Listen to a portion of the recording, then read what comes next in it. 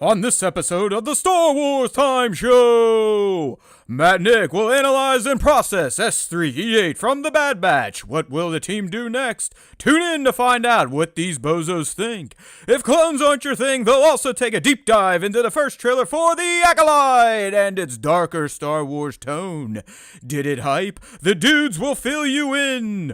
Of course, the show will end with the question of the week responses and the latest round of top 5 Star Wars fan artists features.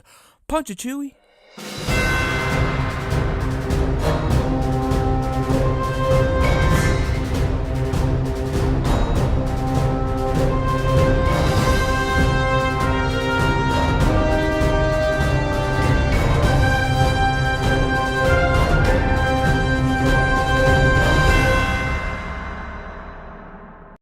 All right.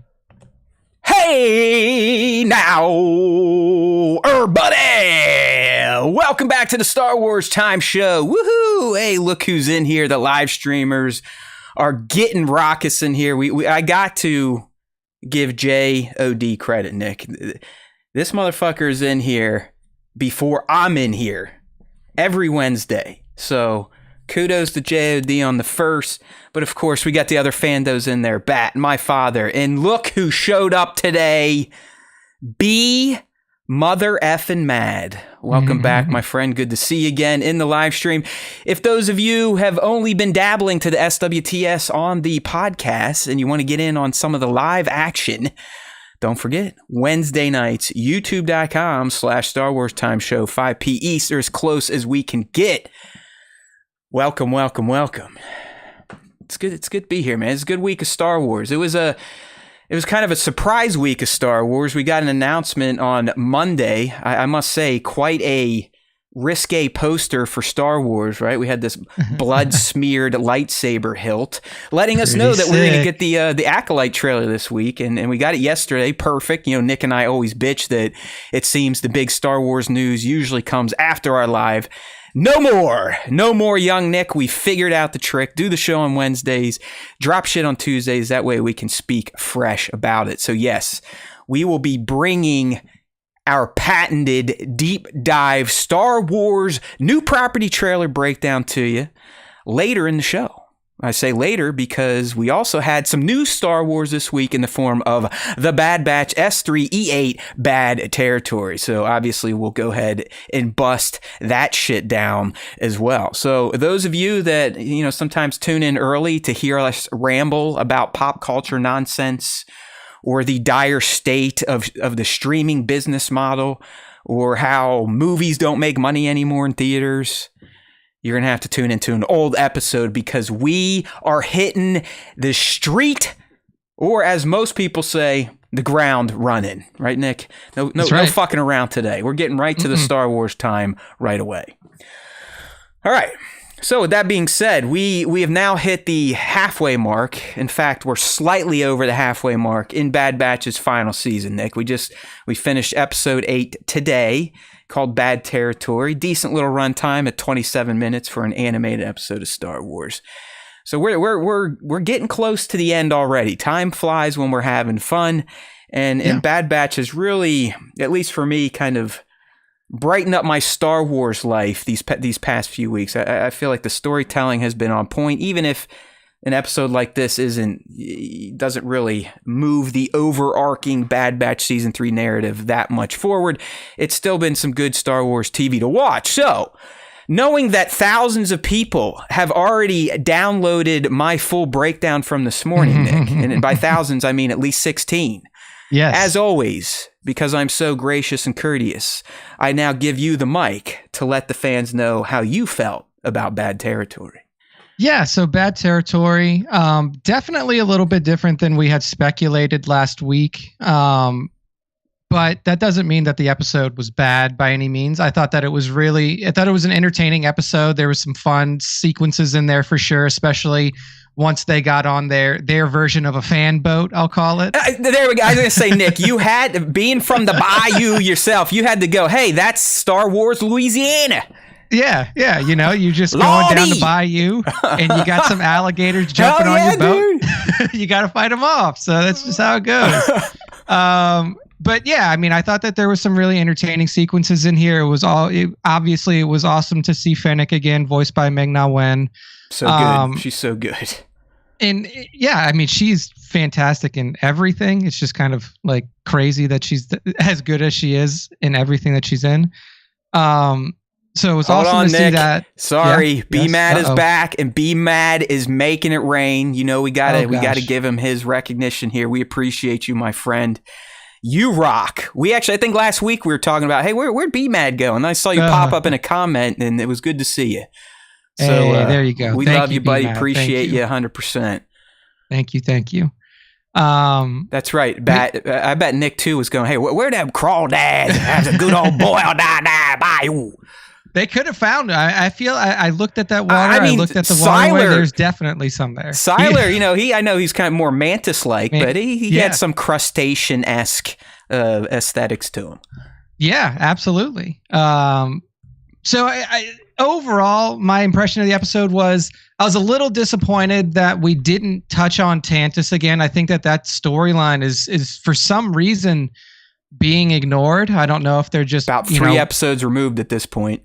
Yeah, like I know that they want to focus on the batch and the interpersonal dynamics of the team now that Crosshair's back and Omega's back and really focusing on them and their character development. But I do think that there is valuable insight to be gained through what is happening on Tantus now. I mean, like we were saying last week, Tantus should be in like full panic mode. Like they just lost or at least Hemlock should be. Like Hemlock just lost the one person that can help him complete Project Necromancer.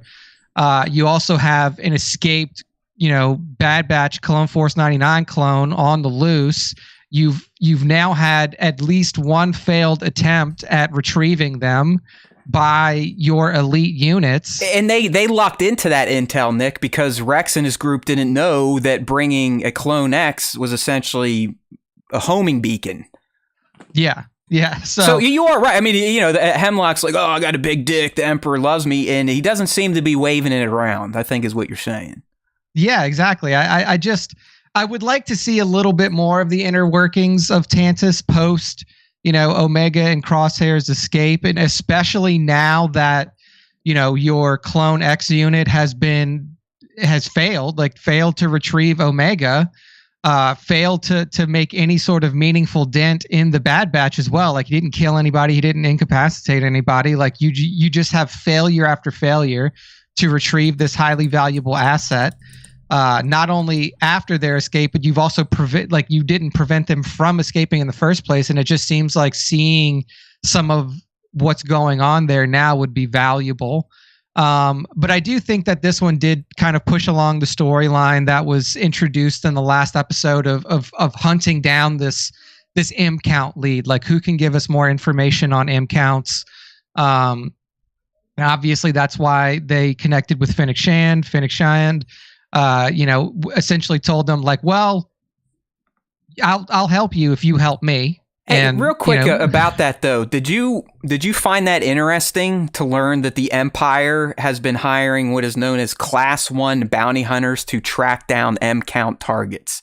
I mean, honestly, it's not surprising. It's not surprising. How well do you think these bounty hunters fared, though? I mean, we know what M count targets are. They're force sensitive. Yeah. Do you think the bounty hunters were being sent after the kids and the wives and the ones that might not have been necessarily trained in the Force? Yeah, so that's what I was going to say. Is it like the classification system, like Class 1 could mean either super powerful Jedi that have escaped Order 66, or Class 1 could mean the very bottom of the barrel ones. See, to me, Nick, I went Class 1 is like Cad Bane. He's probably a Class 1 bounty hunter because he's actually fought Jedi in lived. Yeah, I mean he took on Quinlan and Obi-Wan and somehow didn't die. So that I was looking at Class 1 the opposite. Like these are like the cream of the crop, the ones that could potentially handle a Force user. But like I said, I still think even a bounty hunter, as good as they are, they're going to struggle with a trained Force user. So I'm thinking maybe they're out there collecting. Just if my kid had the Force, they would take her over to Tantus essentially lock her up in that room to use her samples. Yeah, you could do that, or even like, adults that have an M count but weren't high enough to be, recruited to the Jedi Order or anything like that. So I do think that these like highly skilled bounty hunters probably aren't going after like full-fledged Jedi that are still out there. Yeah, because that's Vader and the Inquisitorius. I mean, that's kind of what they're doing. Exactly. So like these guys are probably scooping up teenagers, like people who have like a relatively noticeable midichlorian count, but doesn't meet the requirements for Jedi under the old Grand Republic, stuff like that is what I would imagine. Yeah. Do we know, and I would assume they are, but do you think the Empire is actively scanning everyone's DNA at this point? When you go get your chain code or whatever, I mean, they might punch you with something so they can log your genes into a database. Yeah, I was thinking the exact same thing. Is like probably has to do with like the chain code verification or registration that people do, since that's now like mandated across. Yeah, there's got to be an easy way to figure out who's got the Force besides just knocking on doors. Hey, can you float rocks? Okay, boom, you're coming with us. It's like, do you have the Force? No? Okay, I guess I'll just believe you then. Let's move on. Yeah, they look at the census from 10 years ago, like, oh yeah, hey, there's a lot of Force users down here in this sector of Coruscant, so let's just go, cold calling, knock on doors. Hey, you still got the Force? No, I'm good. Gave it up a few years ago, along with my spotchka habit. Yeah, so... Yeah, but it makes sense to me that like you would go do your chain code registration. They would take they would be like, okay, we have to take a blood sample too. So we have your blood type on file if anything were to happen to you. And we could transmit this to medical facilities, which makes sense. I mean, like I think that most people our age in the real world know what their blood type is, and they've given blood to different medical facilities and stuff like that every day. And I have one of the worst. I have the type if I should be stockpiling my own or I'll die. You have O negative. It's even worse. I don't know what it is, but it was so bad when my wife and I had a baby. The blood type mismatch was so broken that Charlie, as a fetus, was trying to kill my wife, and my wife's body was trying to kill her. So that's why Charlie came out like 5 or 6 weeks early, was tiny. We had to stay in the hospital for just about a week. So maybe I should go check out the Red Cross. yeah, but no, I do think that you're probably right. Is during this chain code registration that you're bringing in essentially everybody that's on a system under Imperial control. Yeah. It's very easy to get a blood sample and then be able to test M counts from there. And then you not only do you have the blood sample, but you also have the name and location of this person that you could easily follow up on if you find out, like, hey, Jimmy, this guy who lives over on Hutta, he's got like a mid-level M count, so we should hunt him down. Like, who are you? I'm Jedi Master Jimmy. Hey, I love it. So yeah, I think that's probably the most viable way for them to figure out how people have or who has M count and everything like that. Sorry for sending you on a tangent. Go ahead. All good. But I do think that this did pick up on that storyline that was introduced near the end of the previous episode 7. Obviously now they're essentially just trusting they're just trusting Fennec Shand to give them another lead on this M count stuff. She fucking owned them. Like Hunter got bitched. Yeah, like it was straight, like so bad. Even the dummies going, "Hey, Hunter, what are you doing? What happened?" Yeah, I mean, Lenny of Star Wars is going, dude. Like, me know this bad. It's like, come on, Hunter. Yeah. But hey, like you said, they kind of don't have a choice at this point. Yeah. So it is what it is. I mean, who can? Like, they don't really know Ahsoka, like if they knew Ahsoka and they were very like familiar with Ahsoka, it would be easy to really kind of figure out what to do from there. You just say like, hey, I know somebody who is a Force user or a former Jedi, like I can talk to them about this. And really, like, I think, if I'm not mistaken, like Rex was there when the M count discussion was brought up. So it's not like, last week he was brought into the M count fold. Yeah, so like he didn't even offer to be like, hey, I'll reach out to one of my contacts who definitely knows about M count. Well, I guess Omega kind of saved him. You are right, but Omega this week's like, hey, Rex and Echo, we essentially got their entire team killed, so they have other things to do, as in building back their squad. But yeah, Rex could have been like, hey, M count. Let me run this by this orange lady I know. Yeah, it's who, like she may know what that M stands for. Yeah, so that was a little bit odd for me, just in terms of like where the storyline went, and the fact that information wasn't shared by Rex. But also, like you were saying, he's got a lot of other things to deal with on his plate, and he doesn't even know. Like he may not even know what M count means. I don't and make that connection to correct. Like, oh, this Ahsoka would know this. Yeah, I'm with you, but yeah, you would think if they're still tight, or this could still be the period we always forget. Thanks to Tales of the Jedi, Ahsoka did try to just live in peace on that farm. So yeah, this could still be in that time where he truly is on his own. Yeah, no, that's definitely true. So yeah, I mean, general review, I thought it was very entertaining. It was, I thought it was a bit of a detour. I know that this is the last season, and we're past the halfway point now. We only have, this was episode 8. We only have 7 more left.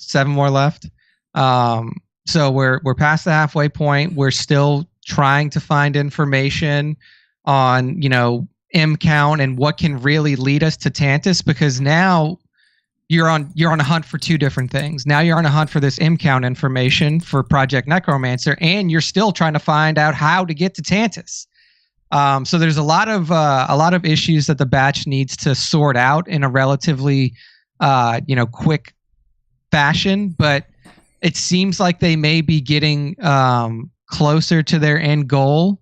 And I think that one of the things that could be bringing them towards that direction a little bit closer to their end goal could be whoever Fennec called at the end of this episode. Yeah, I don't want to get there yet, but that to me is the most intriguing part of this episode. Yeah. Because you kind of feel that the whole time she's, yeah, hey, just trust me. Come on. Well, let's just do it. And the whole time you're like, you can't. Like, I trust you. She's like, she's I definitely can't. There's like, something going now. on. But I still couldn't tell at the end if it's truly nefarious or something else. But we'll get there. Trust me. I've got some thoughts for sure. All right. Yeah. Listen, I thought it was a good episode. Okay. But like Nick, it didn't move the main goalpost that much further. But we did get further character development, which I love, between Omega and Crosshair. I actually thought their thread was fantastic. I actually wrote, I felt there was a very nice split between the 2 narratives this week. And, we spent a lot of time with the action-heavy narrative, but those little nuggets we got with Crosshair and Omega on Pabu were just as good, if not even more quality in terms of the character building we got there. I love these 2 together. I love how she interacts with him and how she seems to be the only one to get this gruffy, grizzly, battle-hardened asshole to listen. Yeah. And it's very nice to see her. It reminds me of my daughter and myself. Because like Crosshair, I'm kind of a curmudgeonly dick face sometimes, and she is one being in this world that can soften me up in the snap of a finger. So I'm always drawn to that. But I really did appreciate how they specifically gave her a mission to help him heal. Yeah, and I love that. Like Nick was saying, we've kind of avoided Tantus directly, but I did at least appreciate that we got a quasi check-in through the bounty hunters, learning through Fee that the Empire has designated Class 1 bounty hunters to go track down M count subjects and bring them to Tantus for Force juice, essentially.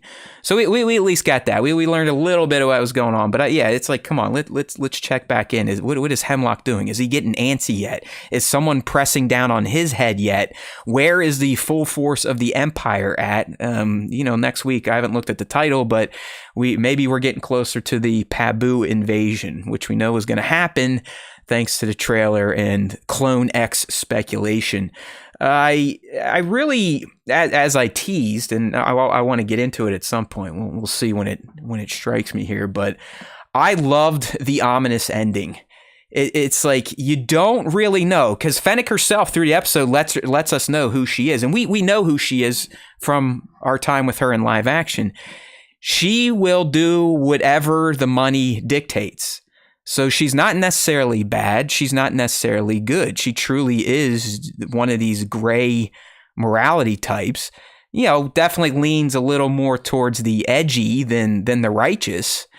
But we know she's got goodness in her. And we know she's not just in it for pure evil. So that ending and keeping who she called disguise, and they're using a voice mod, and she's like, hey, we got these clones asking around for M count. Yeah, I think you can track them down. I'll get you my intel. Is she ratting them out, or is she going to another source that may also be interested in people that are tracking down M count users for maybe good reasons, maybe bad reasons? So, you know what? Fuck it. I'm riffing on it right now, Nick. Let's just get to it. Let me find some imagery for those that watch us live here. Here's my take. I have a feeling she reached out to Asajj Ventress. And, I'm filling in some gaps, but to me, Nick, it felt more like, hey, I'm giving you a heads up on you've got clones looking for these targets that you may also be interested in. And the reason I think it could be Asajj is the voice modulation. We know she uses that. She had that helmet back in the Clone Wars. But if you think about what she could potentially be doing right now with her buddy Quinlan Vos, who we know through the Kenobi series was directly involved in the Hidden Path movement. So to me, it would make complete sense that someone like Asajj Ventress would want to be kept, briefed on what the Empire or what other bounty hunters, assassins are doing with M count types. Nick, because we could argue at this point in time, if she is with her boyfriend, they are actively working together to rescue Force sensitives and place them with the Hidden Path. Yeah. The other angle, I think you brought it up earlier. I would not mind the Boba angle with Fennec. That too would make sense. For Christ's sakes, he's a clone himself. So, yeah. Hey, there's clones looking for targets that you bounty hunters are also looking for. Interested? Yes. Okay. Here's the intel I got. The one I just can't see being who she's calling is Cad Bane. And we know he's going to be in this season through the trailer. I don't feel like Cad Bane and Fennec Shan would do each other a favor. Especially based on what happened in season 1 when they were fighting over the same target and tried to kill each other. I know it's part of the game. It's part of being in the guild. I just don't see her wanting to help someone like Cad Bane. So that's why I'm going Asajj first through the Force sensitive angle with Quinlan if we go that route. And then Boba, I like when you brought that up. It makes sense. Again, the clone angle. He's a bounty hunter. He could be class 1 at this point in time. Who knows? The Cad, Cad or like evil bounty hunters, I don't think that's who she called. Yeah, I'm definitely in agreement with you on that. Like, it's not Cad, it's not Dengar, it's not Bosk, or like any of the other famous ones that we know from ESB and everything else. And I don't think she reached out to them. I'm definitely on the same page with you that the two most likely suspects are probably Ventress and Boba. I guess my question around Ventress at this point is how long ago? I mean, there's a lot of questions about Ventress, obviously. Like, she was dead, she's not dead. How long has she been back alive? Like, when was she resurrected? If it was recently, does anybody even know that she's been resurrected other than potentially Quinlan? And if she has been resurrected relatively recently, is she back on the job already? Did she hop out of the grave and be like, all right, well, give me my lightsabers, let me go back out there and start bounty hunting? She's like Paul Atreides, man. As soon as he's resurrected, he fucking completely changes and becomes the God Emperor. So yeah, it happens all the time.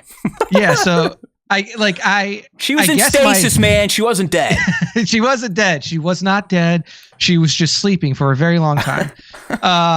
But yeah, I mean, like, I guess that's my only like hesitancy in putting Ventress as the most likely like subject that she reach out to, just because I'm so like, and everybody is so unclear on what her status is. And it doesn't, just based on what Brad and Jennifer said, it doesn't sound like, at least in Bad Batch, we're going to get that deep into why she's back, but they did tease it's probably going to come out in another medium or maybe another show, comic books, who knows. But yeah, we probably should know that. Bat's asking, no, Fennec would not know, but I don't think anyone knows about Tantus outside of a few Imperials. Yeah. Fennec, like, you know, Fennec's, she's an assassin bounty hunter. She's going to have connections throughout that guild. We know Asajj was a part of it at one point in time. I really think it's going to be one of the two. I'm leaning more towards Asajj, especially because she's already been teased to return, and we see her, unless it's clever trailer editing, essentially confronting Hunter and Wrecker. It just all lines up. I just feel like this call was kind of the first foray to allow Asajj to enter into the narrative here. B-Mad asking, what the Empire know about Asajj? What we got to remember about the Empire, they don't give a fuck about shit. Okay? Yeah. Like any empire that starts to grow and grow and grow, and their colonies are getting bigger and bigger, they're not focused on little stuff. Bad Batch made it clear, Palpatine's, the only thing he's focused on is getting his clone bodies ready to go just in case someone murders him. Yeah. So I don't think they're tracking someone like an Asajj at this point in time. They just don't give a shit. Yeah. I mean, the only argument against that I could raise is that, like, she has a high M count. So, like, if anything, they wouldn't reach out to her to be like, hey, can you work for us? They would reach out to her to be like, hey, can you come meet us over here? And then fucking kidnap her ass. I'll give you that for sure. And drain her blood. You would hope Sidious at least is familiar with Asajj Ventress, considering he had his lieutenant try to murder her. So yeah, like also she was, I mean, I guess you would say his apprentice once removed. Like that was his apprentice's apprentice. Right. He was just letting Dooku dick around. I mean, he essentially in Clone Wars, he comes up, he's like, hey, Dooku, she's getting too powerful. Fucking kill her. You're done. Like, you don't get any more toys. That's really how it goes down, and why they end up genociding Dathomir and the Night Sisters. So, yeah. But yeah, I mean, Dooku apparently is the one that, fricasseed her. So you would think that Sidious would go, hey, there's a white-skinned, forced, skinny, very sexy-looking, force-wielding, yellow lightsaber babe out there. It kind of sounds like someone we used to know.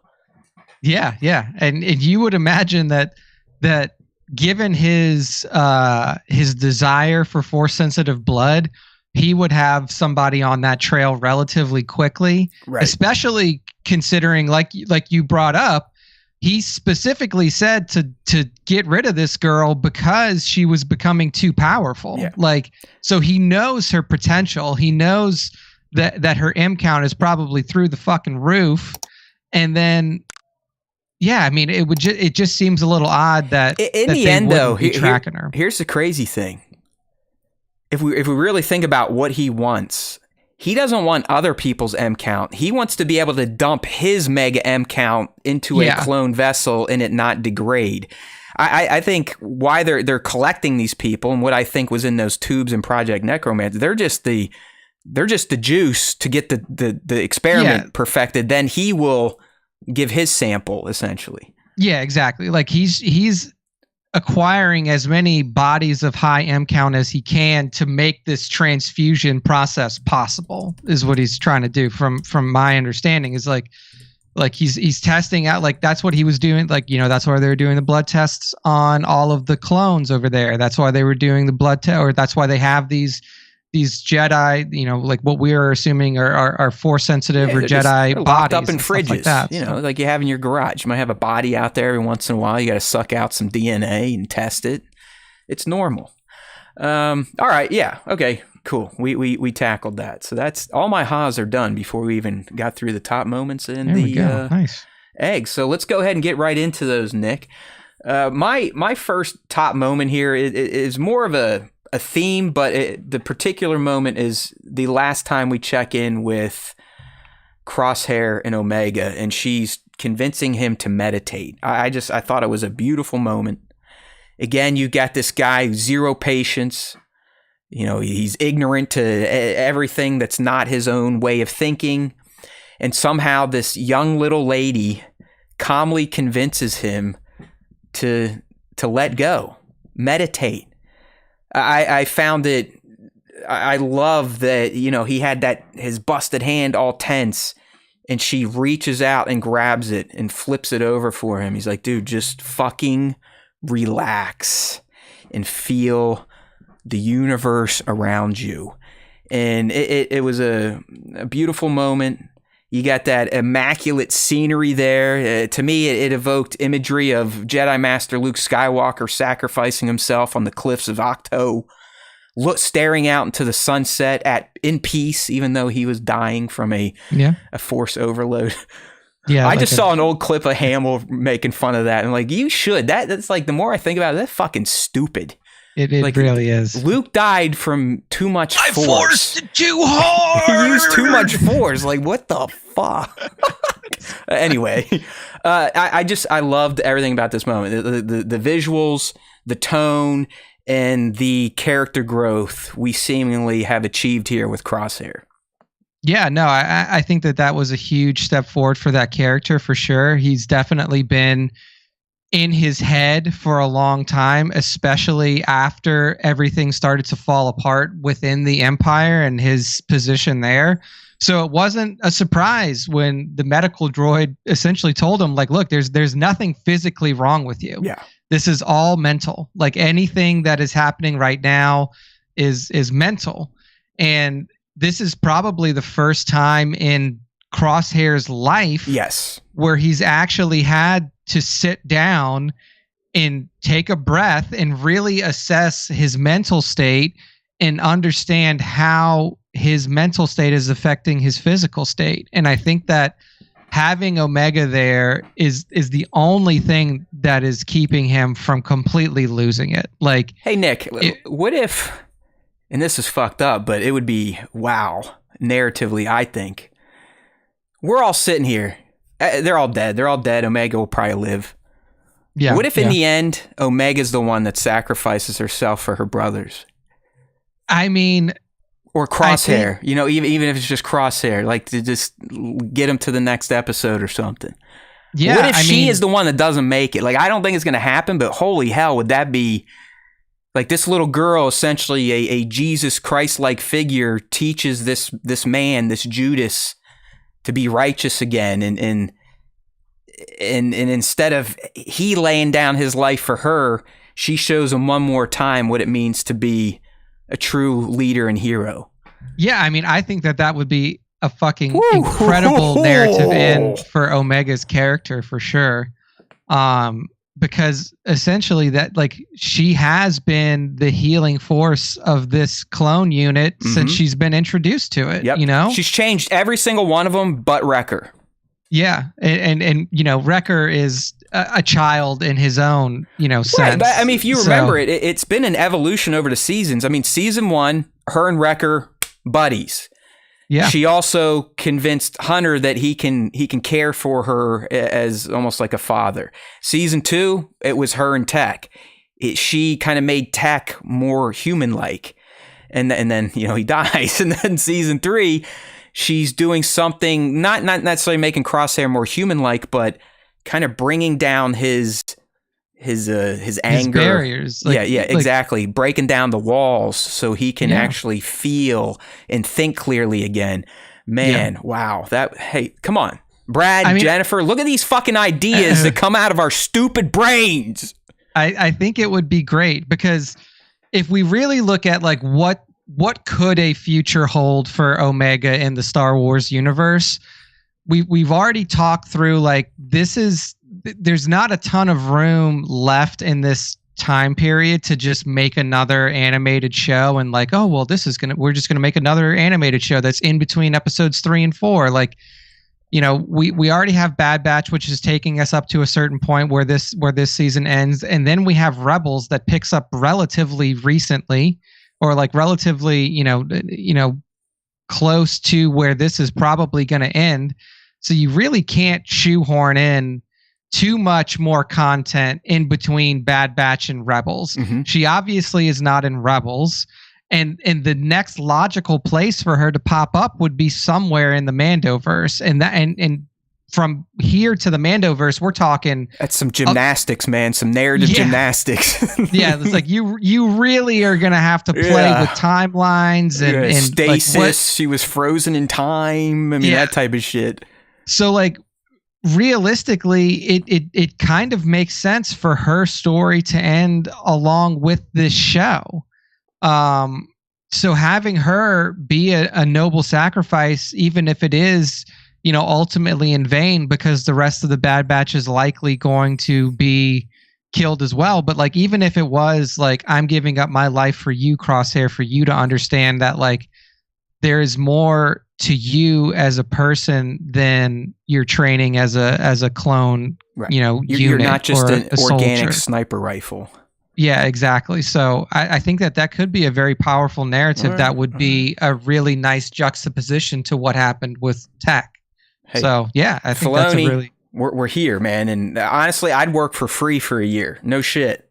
Yeah. Just get me in the writer's room. I mean, this is, we're being assholes, but this is essentially what you do in a writer's room. Hey, here's the main things we want to get to. Let's fucking start brainstorming. Our happy asses could sit in there and maybe get one or two things out of a season. So, fuck it. I believe in myself, for Christ's sakes. I'm a Star Wars narcissist.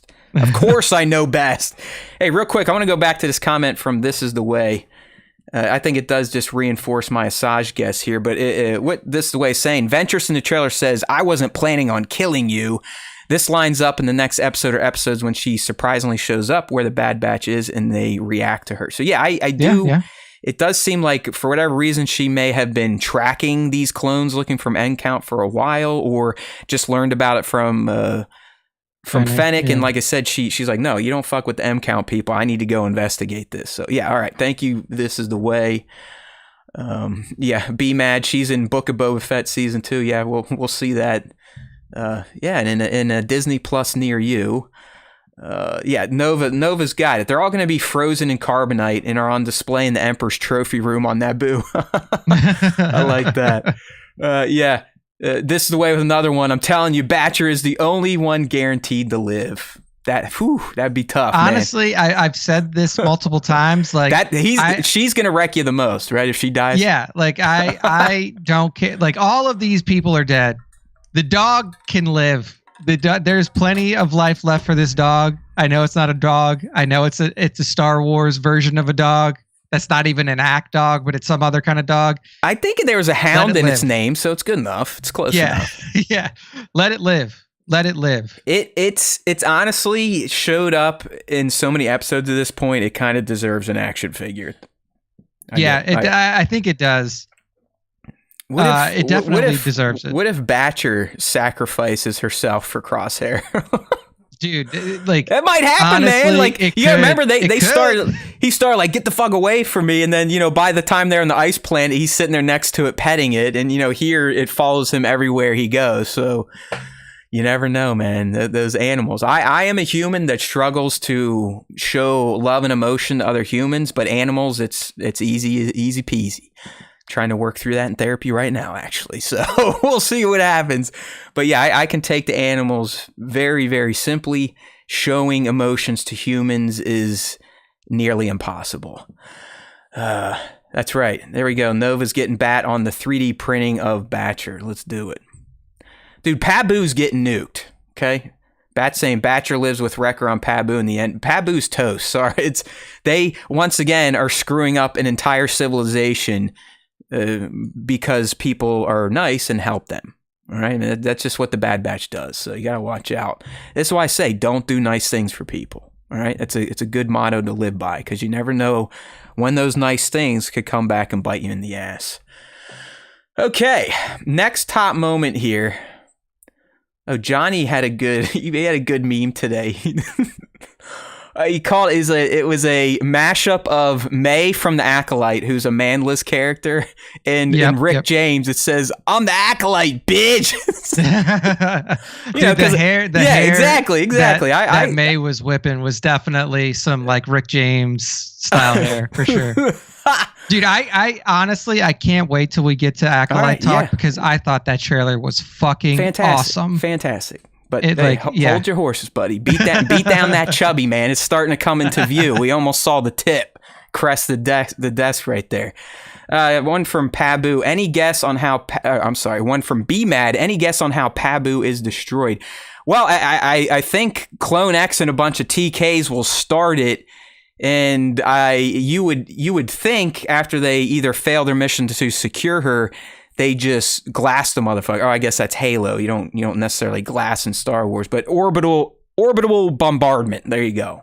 Yeah, that's what I was gonna say. They'll glass it like they glassed Mandalore, probably. Okay, yeah, you're right. So they can glass too. Fuck it. Halo's not the only one. Yeah. Sir Dork up in this piece. What up, Jared? All right. Yeah, Pabu is another target practice for Tarkin and the Death Star. Yeah, you never know. They might have done it off screen. Okay, good stuff there. Other top moment here, and this is mostly from my buddy Nick, but I really did enjoy this. It's the fight, the Gator fight, in particular, yes. Wrecker, man. Like, you've got to love Wrecker. Without a thought, Nick, the moment he saw his boy getting yanked in, he didn't even flinch. He just jumps up. Oh! He does like an atomic leg drop right onto the back of the Gator. He takes that one out. He's punching them in the face in the water. He's fighting them on the deck of the skiff. And then eventually, the last one, he just picks up and body slams him like The Rock. I love this guy. I love it. I mean, first and foremost, you always gotta love when Star Wars kind of reinvents a real world environment and animals. You know, it really did feel like we were in Nick's hometown. It just had an orange hue to it instead of, our blue sky. Yeah, yeah. But dealing with the monsters there are legitimately space gators. Dealing with those underwater mines and seeing the clones in action and how they work as a team. And really, like I said, just Wrecker's unflinching love for his brothers and his willingness to constantly put himself in harm's way to save them. You've got to love the big dope. You've got to. Yeah, I mean, Wrecker that whole time was just so fun to watch. Yeah, because while they were definitely in danger, it for sure seemed like he had fun fighting these crocodiles, and it looked like it was a natural activity for Wrecker. It didn't look like it was too far beyond what he may do in his free time. No, yeah, for sure. Like, this is something that he would for sure do on his own. Like, he would like go into a crocodile pit and be like, "Let's see how many of these I could take out." Like, hell yeah, dude. Like, he was just such a funny type of, like, it was so funny to watch him, like, just fighting these things off, even though they, like I said, they were definitely in peril, but like him just like manhandling these crocodiles and like throwing them off the boat and doing all this stuff. Just great. I mean, his death may impact me the most because he's kind of a slow adult, and you feel bad. It's like you feel bad when bad things happen. It's like he's so good natured and so childlike. It is going to be like watching a kid get killed. So yeah, love that guy. There you go. Here's Bat. New Orleans has an orange hue at the right time of night. And I'm sure it also smells like piss and shit depending on which street you're on. So that is also true. But yes, if you get into, like, definitely over the water too, like during sunrises or sunsets, you get some very pretty orange coloration. Is it just light pollution then from all the oil refineries, or? Probably. Yeah. just some low hanging smog. Sadly, that was my only trip to the bayou, was to go check out an Exxon oil refinery when I was working in manufacturing. We stayed, I think Baton Rouge is where we were at. Yeah. I liked that. We had a great little crawfish boil, and I hate that type of shit, but it tasted good down there. So Yeah, lots of oil shit going down there in the South. I don't think people realize like those ports are nothing but oil tankers coming in to make plastic and refine petroleum. That is 100% true. All right. So those are the top moments. Move into a few little eggs in here. And like I kind of said in the chat earlier, we almost had a somewhat real egg or deep cut reference. And I'm going to use Siler as kind of our jumping off point for this one if I can find him. I thought I included a screen of Siler. Where are you? There he is, our little mantis bro. So Nick, I always do some diving. I read the board, see what people are talking about, and I wrote down his name just to make sure he wasn't an existing character. And what I found on my hunt is that there was another praying mantis-like looking alien in Chalam's Cantina in A New Hope. Her name was Kitik Keedkak. And their species is apparently called the Yam-Rii. YAM''RII. So if you go back to A New Hope and scan through the cantina, you'll see like a mantis type head in there in the background. So there you go. That's probably the deepest cut we've gotten this season. Speaking of Siler Saris, kind of a cool character, man. You wouldn't think an insectoid? Insectoid? Yeah, I think that's right. You wouldn't think an insectoid would be that capable of a fighter, considering they're essentially wearing their bones on their outside and they're kind of mushy if you get through that armor. But Siler was quite the combatant, but the reason he makes the eggs and references is because when Fennec is talking about his prowess and how he's hard to hunt, she mentions that his other title is the Slayer of Ordo Eris.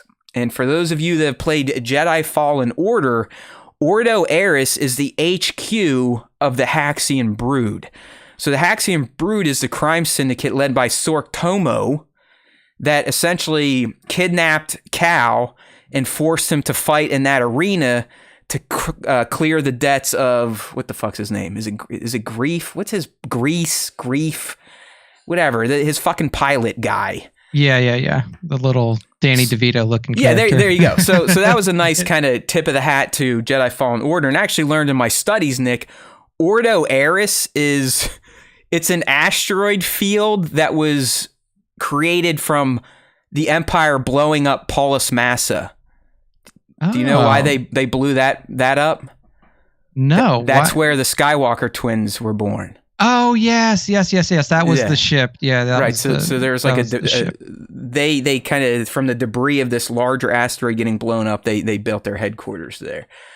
Okay, so we got some of that action going. What else we have? The Haxian Brood, and really a cheap one here. I don't even have a screen, but Omega drops the Gungi reference, being on Kashyyyk, all that type of stuff from season 2. So there you have it. I mean, the single episodes, they go pretty quick. We break them down. We also knew we had some meat to chew on, some live action meat with the Acolyte. But let's go ahead and tease next week there. Do you get those episode titles? I probably should start pulling these up before we go live, but let's see. I'll get them. I know we're back on another single episode run next week. Then the week after, I think we get our final double dip. Let's get down to it. Season 3, episode 8 was Bad Territory. That's this one. Next one is The Harbinger. Ooh. And then 10 is Identity Crisis. Ooh. So The Harbinger could very well be whoever Fennec reached out to at the end of this episode. Right, because we all know what the Harbinger is. It's the Harbinger of death. It's the bringer of something. Yes, exactly. It's not good. Usually when you're like when you hear a Harbinger is coming for you, you're like, oh shit, this is not good. It is essentially a death clock. Like, okay, since we are high society over here on the SWTS, we are learned men. A harbinger, by definition, is a person or thing that announces or signals the approach of another. So the harbinger, it makes sense. The harbinger of death is, hey, death's coming to fucking get you. So next week, titled The Harbinger, means someone is coming probably to the batch to signal the approach of something possibly even worse. Yeah. Yeah. So is this, I mean, do we just get right to who Fennec was talking to? I wouldn't see why not. You know, this could very well be the Asajj episode. Hunter and Wrecker still did not get the intel they wanted, so that thread is open technically. You would think that they might try to get right back to it, because what was the point of their mission? Were they just going to go to Pabu with their thumbs up their asses? So it could very well be, yes, they did, but now Fennec might set them up for the character that she just tipped off. Yeah, exactly. So there you go. Yeah, That's my guess. Yeah, no, I think we're aligned there for sure. I mean, they have been they've been continuing storylines for the last 3 episodes. Like they haven't really kind of like set up something and then deviated an episode later and then come back to it. Like we've been in this kind of successive storytelling like area for the last 3 episodes. So I do think it makes sense to pick up from there.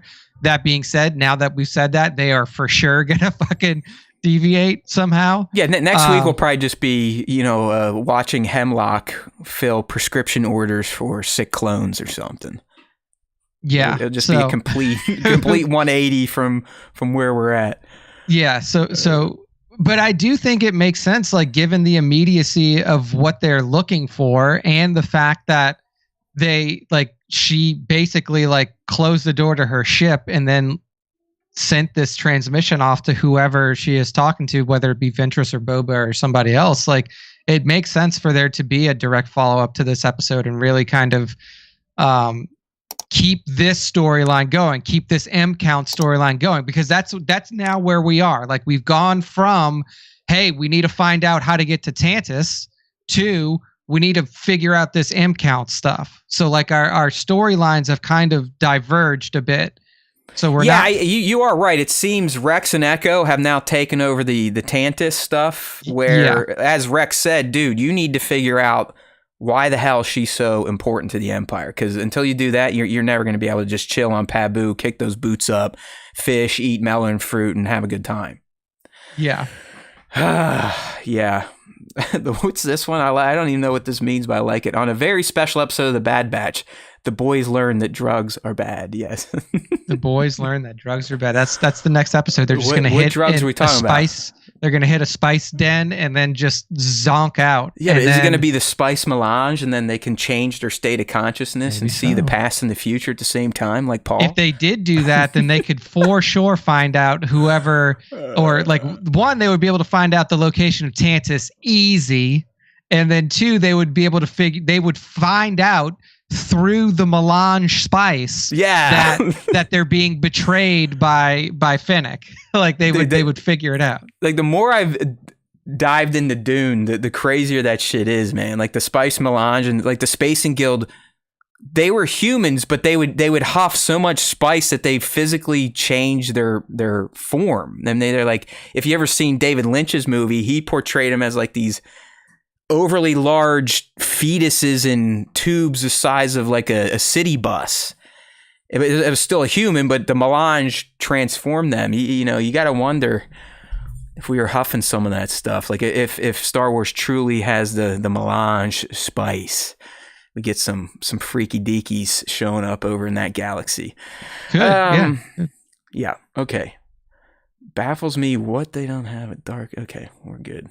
So let's do it, man. It's time to get into the Acolyte. The way we're going to do this, we're not going to get right to the trailer because really the cast and crew, Lucasfilm, Disney, they've done a fucking killer job immediately providing details that fans want to know about. So I actually, for the first time in a while, put on the old journo hat this week, Nick, and punched up a series guide based on a bunch of different interviews around the web with Leslie Headland, the showrunner, writer, director of the first 2 episodes. So we're going to start there to kind of brief everyone because, listen, I live on the internet. I teach young people. And it's very clear that most people don't know how to process information anymore. So that's what we're here for. We are here to tell you the truth, what's real, what's not real, the facts, okay? Because we got a ton of them on the Acolyte now. It's very clear. We know when it's coming. We know who's in it. We know the plot. We know the stakes. We know there might be a second season. We know how many episodes, how long they are. It's wild. I mean, they're just like, hey, we are the Acolyte. Hear us roar. That's pretty much what this week this week has been like. So getting into the guide here, which you can always check out on StarWarsTime.net, titled The Acolyte Character Details, Its Ties to the EU. How about that, you sycophants? And legends, episode runtimes, and season 2 potential. So, like I said, Leslie's really been putting, their self out there to promote this series. We got a bunch of character details. I'll just kind of run through some of these. We now know that Amandla Stenberg plays May, M-A-E. May in the Star Wars databank is described as an individual that gets swept up into a sinister mystery, one that puts her into the center of conflict in unexpected ways. Okay? And we're going to hear some other things from Leslie that might start to maybe blow your mind a little bit, or might make you start to think like, I have no clue what this series is going to be about. I mean, she's pretty much saying like, listen, you have no clue what the Acolyte means, is going to be about, what's going to happen. And I love that. Dude, I love it. I love, and it's so much better too, because speculation is so hard because we don't know anything about any of these characters. Like, we don't know anything about these characters. We know nothing about this timeline outside of what little bit is out there in the, the book universe, the publishing arm of Lucasfilm. So it's not like we can sit here and say like, oh, well, since this person's in it, then this is probably going to happen. And, we've already met this person before and this person was from here. Like, it's a new slate and it's fantastic. Yeah, you're right. I mean, there's literally no constraints. There's no plot constraints here. This series, as you'll read through this, and I do encourage you to go read. I mean, Leslie, she's well spoken. She knows what she's saying. She knows what she's talking about. I don't give a fuck what all these angry, misogynistic shits say about her out there. She knows her shit. Okay, like get over yourselves. The other thing I want to make clear, and I'm glad they cleared it up. The Green Jedi, Vernestra Rwoh, she is the only High Republic Jedi from the books that is in this series. All the other people we're about to introduce you to, they're new for this series.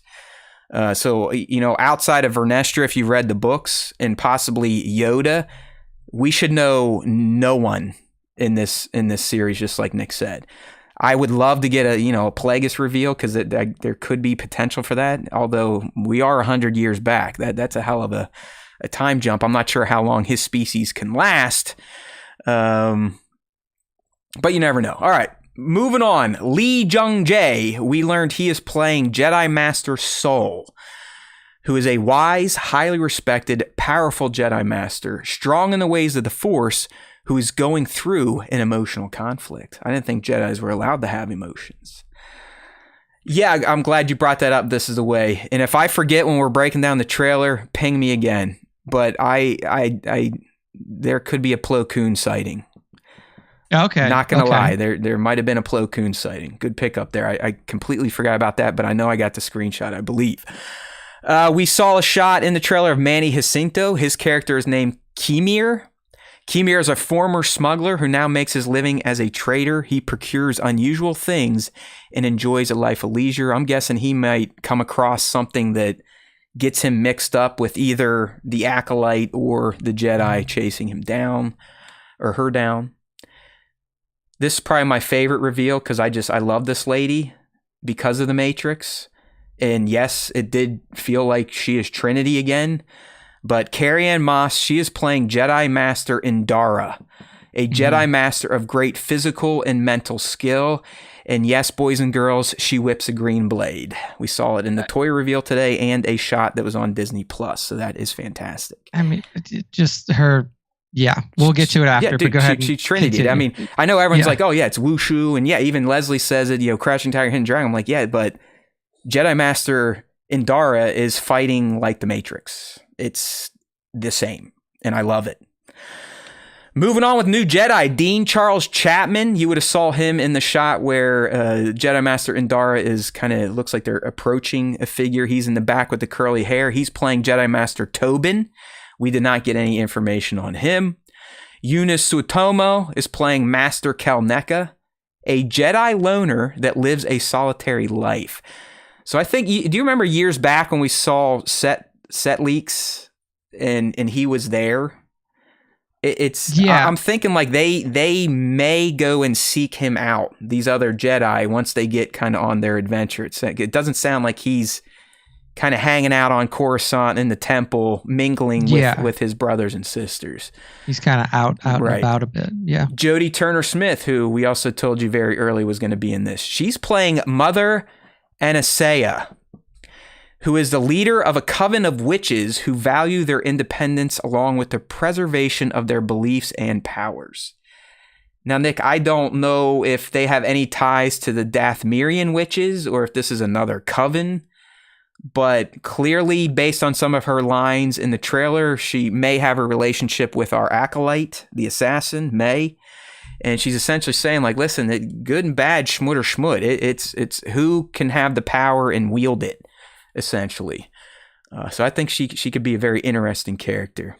Yeah, I think she had some good lines in the trailer as well. So yeah, for sure. Yeah, Carver's not fucking around now. Now that we got Carrie-Anne Moss in Star Wars as a Jedi, it is about time that Keanu dons. He would be a fucking perfect Jedi Master. Like just bring him in. Like just make another show set in the High Republic, and then bring him in as another Jedi Master that works with like Indara. Not gonna lie, man. Not gonna lie. And I think Lee Jung-jae is a great actor. I loved him in Squid Game. That should have been Keanu Reeves. I mean, they almost, I mean, we know Keanu has Asian, DNA. He could have been Jedi Master Soul. Like, 1-to-1. It's pretty much a 1-to-1. 1-to-1. The long black hair, you got it. That should have been him. Oh, well, we know Lee Jung-jae will do great. Who else we got here? Charlie Bennett. Okay, he would have worked with Leslie on Russian Dolls. He plays Jedi Knight Yord Fandar. That's a pretty great Star Wars name. You know what I mean? Yeah. Yord Fandar feels very Star Wars, kind of like Dash Rendar. So Yord is a Jedi Knight and Jedi Temple Guardian. He's an overachiever and a rule follower. Who's this sound like? Obi-Wan Kenobi, maybe a little bit? Kind of. His need to be by the book nature can cloud his judgment. I like it. He definitely would have gotten along with Qui-Gon, right? Mr. Living Force. Charlie sounds a little bit more like how Obi-Wan embraced really kind of more like Yoda and Mace. Like the guys that just would not even consider breaking away from their old mantras. You gotta love, we knew Daphne Keane was going to be in there. It's revealed she is playing Jedi Padawan Jackie Lon, another great Star Wars name. And she is a Thelan or something? I know the quote's down here, but essentially she is the same species as the alien singer chick from the Return of the Jedi Special Edition. And Leslie goes in to say, she's like, as soon as I saw that when I was a teen, I knew one day if I was going to make Star Wars, I was going to get that race of character in here. So that literally is why Daphne Keane is playing this role and is in the makeup. We mentioned Vernestra Rowe. She's the Green Jedi you saw kind of doing the supermarket trick that we all do to open the door. Kind of funny. Mm-hmm. It just looks like she's over it. She's just like she's over being in the temple, over being a Jedi Master, over using the Force. She's like, fuck. But like I said, Nick, she's an elder Jedi Master who has ascended the ranks of the Jedi from a teenage prodigy to a leader in the Jedi Order. And I'm ashamed of myself that I forgot about her because I actually did initially start reading the High Republic comics, and she was one of the mains, and she was just a Jedi Knight at that point in time. So apparently whatever race she is, she also has a long lifespan, because this, from what I've read, I think it's down this section here. Yeah, we'll read the quote from Leslie. So yeah, I mean, the race looks familiar because there are characters that look similar to this, and what's his name? Zizor, right? Zizor's kind of got that green look to him. But either way, I read somewhere that she's well over 100 years old. We'll just put it at that. But she will be the only Jedi in this season from the existing High Republic novels. Leslie did say if there is a season 2, which she has pitched, she hopes to layer in a few more of those book High Republic Jedi. So people like us that have kind of flipped the double bird to the High Republic, we're really not going to be missing shit in the Acolyte. Yeah, that's good. I mean, I will eventually pick up the books again because I still have them. But I bought the first one, The Light of the Jedi. I read essentially the first third, like 100 pages or so of that book, and I put it down, and I've never picked it back up. So, yeah. Hey, you never know, man. The way I am sometimes when I watch a property that introduces something finally, like live action, I'll then go back. The biggest example was Lord of the Rings. I knew of the stuff. I remember someone reading The Hobbit to me. I never read LOTR. That movie comes out. They're like, hey, let's go check this out. Hey, sure, whatever. Fantasy, I can get into that shit. I come out of that 3 hours later. I'm like, holy fuck. Where have I been for the past few decades? Like, how have I not read Tolkien's works front and back? And from that, the moment I left the theaters, like, I'm not even waiting for Two Towers, like, right into the books, right into the Silmarillion, right into Unfinished Tales, this book, that book, this unfinished book. I mean, everything. So you never know, Nick. You might watch Acolyte and be like, you know what? I'm ready. Seeing the yellow robes and on the big screen here, it has convinced me that the High Republic is worth my time. I definitely have that feeling too. Like I really enjoyed this, and I think that this is going to be a show that may spur me on to continue reading these books for sure. All right, so getting into the main narrative, Headland Leslie provided some talking points to both StarWars.com, Collider, THR. Here's a good one here. She says, if Star Wars is about the underdog versus the institution, the Jedi are the institution in the Acolyte.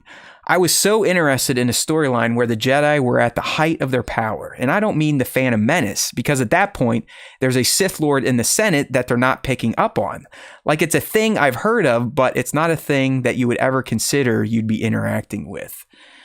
So the series is going to be exploring exactly what went wrong with the Jedi to allow the Sith to destroy them not even 100 years later. She's asking, she's like, what went wrong? And if the bad guys are actually the underdog, it just seemed like a cool reversal, which, you know, Nick and I have talked about that. That's why I'm so excited for the show, because it's a brand new way of delivering a Star Wars tale from a point of view that we've never gotten before. We've never really, and she goes into what is the main point of view going to be. We've never really had it from a potentially morally gray or dark character's point of view. She provided more. Go ahead. No, I was gonna say, like, one of the quotes in the trailer that really kind of hit home for me in terms of like interesting storytelling, and it also speaks to this, is the quote that was like, I can't remember. I wrote them all down, so when we go through it, I'll have them. Yeah, it was the one that was like, talking about like who is the arbiter of power and who gets to decide who uses power. And I thought that was a really interesting way to approach this story, where it is about like people that are out in the galaxy that aren't Jedi, but that do have this force sensitive ability, and essentially the Jedi either kidnapping them and trying to make them Jedi, or essentially saying, you can't use this and we're going to stop you from doing it. I got it, Nick. It was from Anasia. She says, it's not about good or bad. It's about power and who is allowed to use it. Exactly. That is the quote. And I think that we have never looked at Star Wars through that lens of Jedi actually being the people in the galaxy who are oppressing others because of their abilities. And you're right. And that's exactly what she's saying. You know, if Star Wars is always about the underdog versus the institution, in my show, the institution is now the Jedi Order. And that's pretty fucking rad. Yeah, I really dig that. Here's a good one too. She kind of shed some light on, like, you know, May clearly is the titular character. She is the Acolyte, but the interviewer asked her, like, what is she an acolyte of? The Sith, the Jedi, something else? And Leslie goes on, it's open to interpretation at this time, but you will discover it when you're watching the show. It will be revealed. One thing to know about the show is that we've been talking about it as a mystery thriller. It is a serialized serialized story, so each episode gives you more information about the story. We were obviously influenced by samurai films and wuxi films, but also films like Rashomon, where you see one story and then you see it done a different way. So what separates Star Wars The Acolyte from some of the other Star Wars series is that it's told in that particular way. So yeah. I love it. I mean, it's not like the Bad Batch where, hey, we might move forward a little bit or we might just get some character development. Leslie's saying when you go from episode 1 to 8, they're going to be building on each other and you're eventually going to end with a completed story. And I'm all about that. She even goes on to say somewhere down here, she's like, I'm not into emotional cliffhangers. You are going to get some catharsis by the end of this season. Like you will feel closure on the story she is trying to tell. And I can kind of dig that there. Like I said, she talks about the main point of view here. It's a real long quote, but to summarize it, she essentially says, what's interesting is you're going to get both. The way I see Star Wars, the dynamics are either underdog versus institution or institutional threat, or it's father-son, sibling-sibling, master-apprentice, father-daughter. It's a familial dispute. So I would say that our show is more on the latter. So more of the familial dispute. Because we got to remember, May was Soul's Padawan. I mean, May is the black girl that says, I see fire. Like that. Hopefully that was clear to everyone else. Okay. You never know, Nick. You never know. And like you said about Jodie Turner-Smith character, Leslie goes on and says, hey, listen, there's a lot of moral ambiguity, which is why Jodie's character, the one Nick just said, this isn't about good or bad. This is about power and who is allowed to use it. And I believe, of course, that the Jedi are a benevolent, well-intentioned institution, but they are an institution and they have amassed all the power. So the question becomes, when did that happen? And since we know where they're headed in Phantom Menace, what went wrong? What are the cracks in that? So you definitely get the point of view of the Jedi, especially in terms of Amanda's character and trying to stop her and hunt her down. But you also get enough of Amanda's character's perspective that you can also see how both of them exist simultaneously. And I dig it. I mean, listen, they're just coming out and saying, bam, bam, boom. This is what's fucking happening, people. Get ready for it. The Jedi are going after one of their own for one reason or another. We're not going to tell you that, but this is what's going down. And if you think about the deeper stuff, Nick, right? Like what she's trying to say, she's 100% Star Wars correct, right? Like she gets Star Wars 100%. Yeah. Yeah. No, I mean, I think that was pretty clear in a previous interview that she had given as well. Like Leslie is a huge Star Wars fan and like, it's okay that there are people that work with her that aren't huge Star Wars fans because those perspectives are interesting as well. And she mentions that a little bit later. But yeah, I mean, I don't think it's a question that like this person doesn't know Star Wars. It's very clear that she knows what she's talking about. You know the mantra out there from the neckbeards and mouth breathers. In fact, when I read this next quote, they'll try to burn Lucasfilm down because they would think this is sacrilegious to George Lucas himself. I, for one, think it's a good idea. And I think Nick was about to tease it here, but Hedlund goes on to say, like, listen, I purposely hired a writer that had zero Star Wars knowledge. And to me, it made complete sense. You never want to be in a groupthink situation where it's just like, hey, Leslie herself, she's like, I live and breathe Star Wars. I got Star Wars tattoos. Like, I didn't want my voice to just always be the one that wins. I wanted to bring someone in that had no fucking perspective and would ask the questions like, well, why the hell would you do that? To me, I think that's a bit brilliant. Don't you?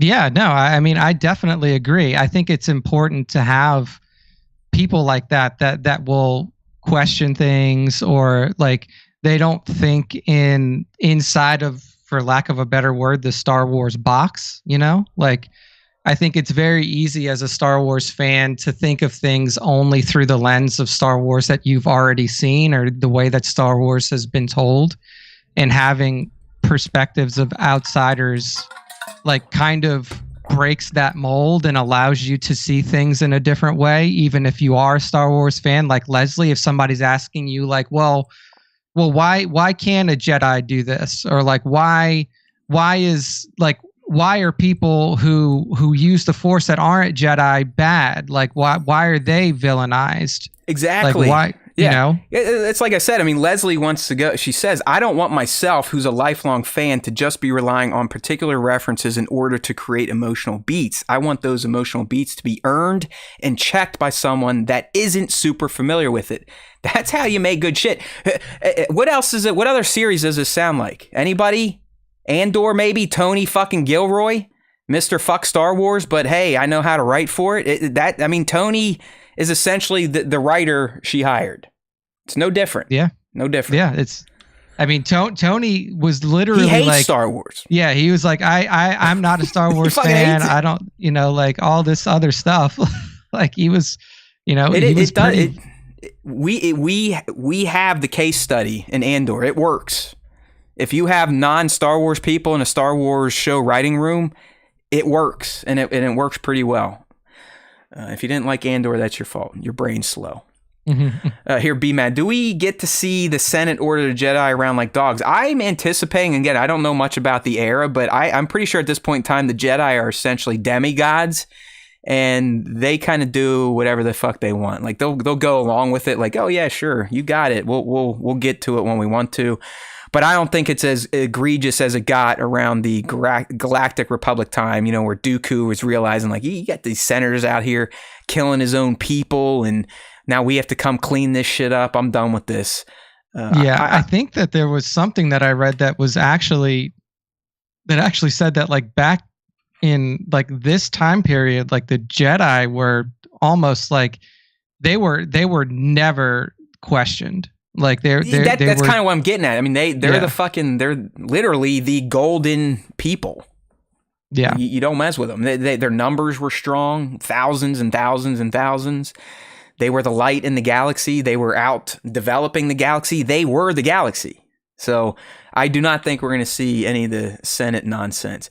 This is the one that surprised me here, and some of the quotes don't make sense, but I trust that she'll pull it off here. But Leslie did discuss that she is going to infuse her love of Star Wars from all eras, including Legends and EU. I guess I always lump them two together because we don't really have an expanded universe anymore, do we? Or is that what we call the books and comics still? I mean, that's the books and comics now. I just figured like everything was everything. Like, hey, it doesn't matter. But sure, it works. So she's like, yeah, there were certain things that I really wanted to do. You'll see a half Thelan. That's that species I was talking about. Half human Jedi. Jecki, played by Jecki! Played by Daphne. Sorry, that's just one of those Tourette's names. I started, this is like this thing Charlie and I do. We get stuck on saying bag. Like, can you get me a bag of groceries? But anyways, she says there's also some EU lore that I decided to put in because I thought it was so cool and no one told me I couldn't. Dave Filoni must have been sleeping. She's like, there are a couple of really big EU ideas that are utilized both early on in the series and later in the series. She's going to introduce a Zygerian Jedi and canonize one species that's yet to be seen. I mean, Come on, people. Like, come on. They're like all these angry fans out there. Obviously, Nick, a new trailer came out, so they had to tear it apart. But what do you think, man? I mean, that should be music to someone like yours ears.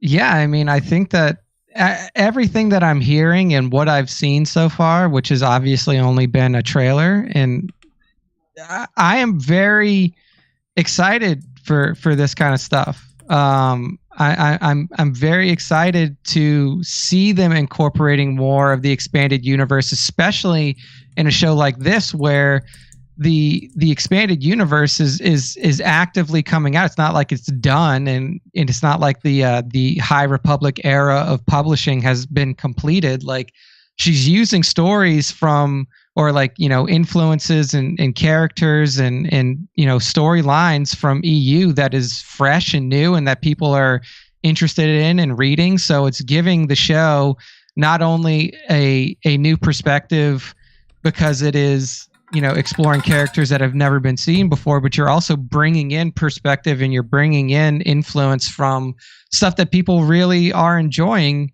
from the High Republic novelizations. And so, like, I'm a huge fan that that Dude, Leslie is using this stuff. You may have to start watching these fuckers on Tuesday nights and let me know what the EU references are, because they're going to go right the fuck over my head. Like, if it's new EU, then I'm gonna miss them too. if it's new EU, then I'm gonna miss them too. I mean, I'm sure if there are old EU mentions, then I'll definitely be able to like sort some of those out. Maybe, who knows? It's been a long time since I've read. I am jacked books, though. Like, but, hopefully everyone's clear. This is June 4. That's a Tuesday. We're back to the Ahsoka time frame, people. Primetime Star Wars. Don't get any better than that. It's fantastic. So it does look like they're committed to live action gets the primetime debut, where animation is relegated to, overnights. But I was happy to see that 2-episode run starting there on June 4. That's a beautiful thing. I'll just be back from vacation, which means Nick and I probably won't have our once and whatever. We might have to record an episode or two, not live, to drop when I'm out. We'll talk about it later.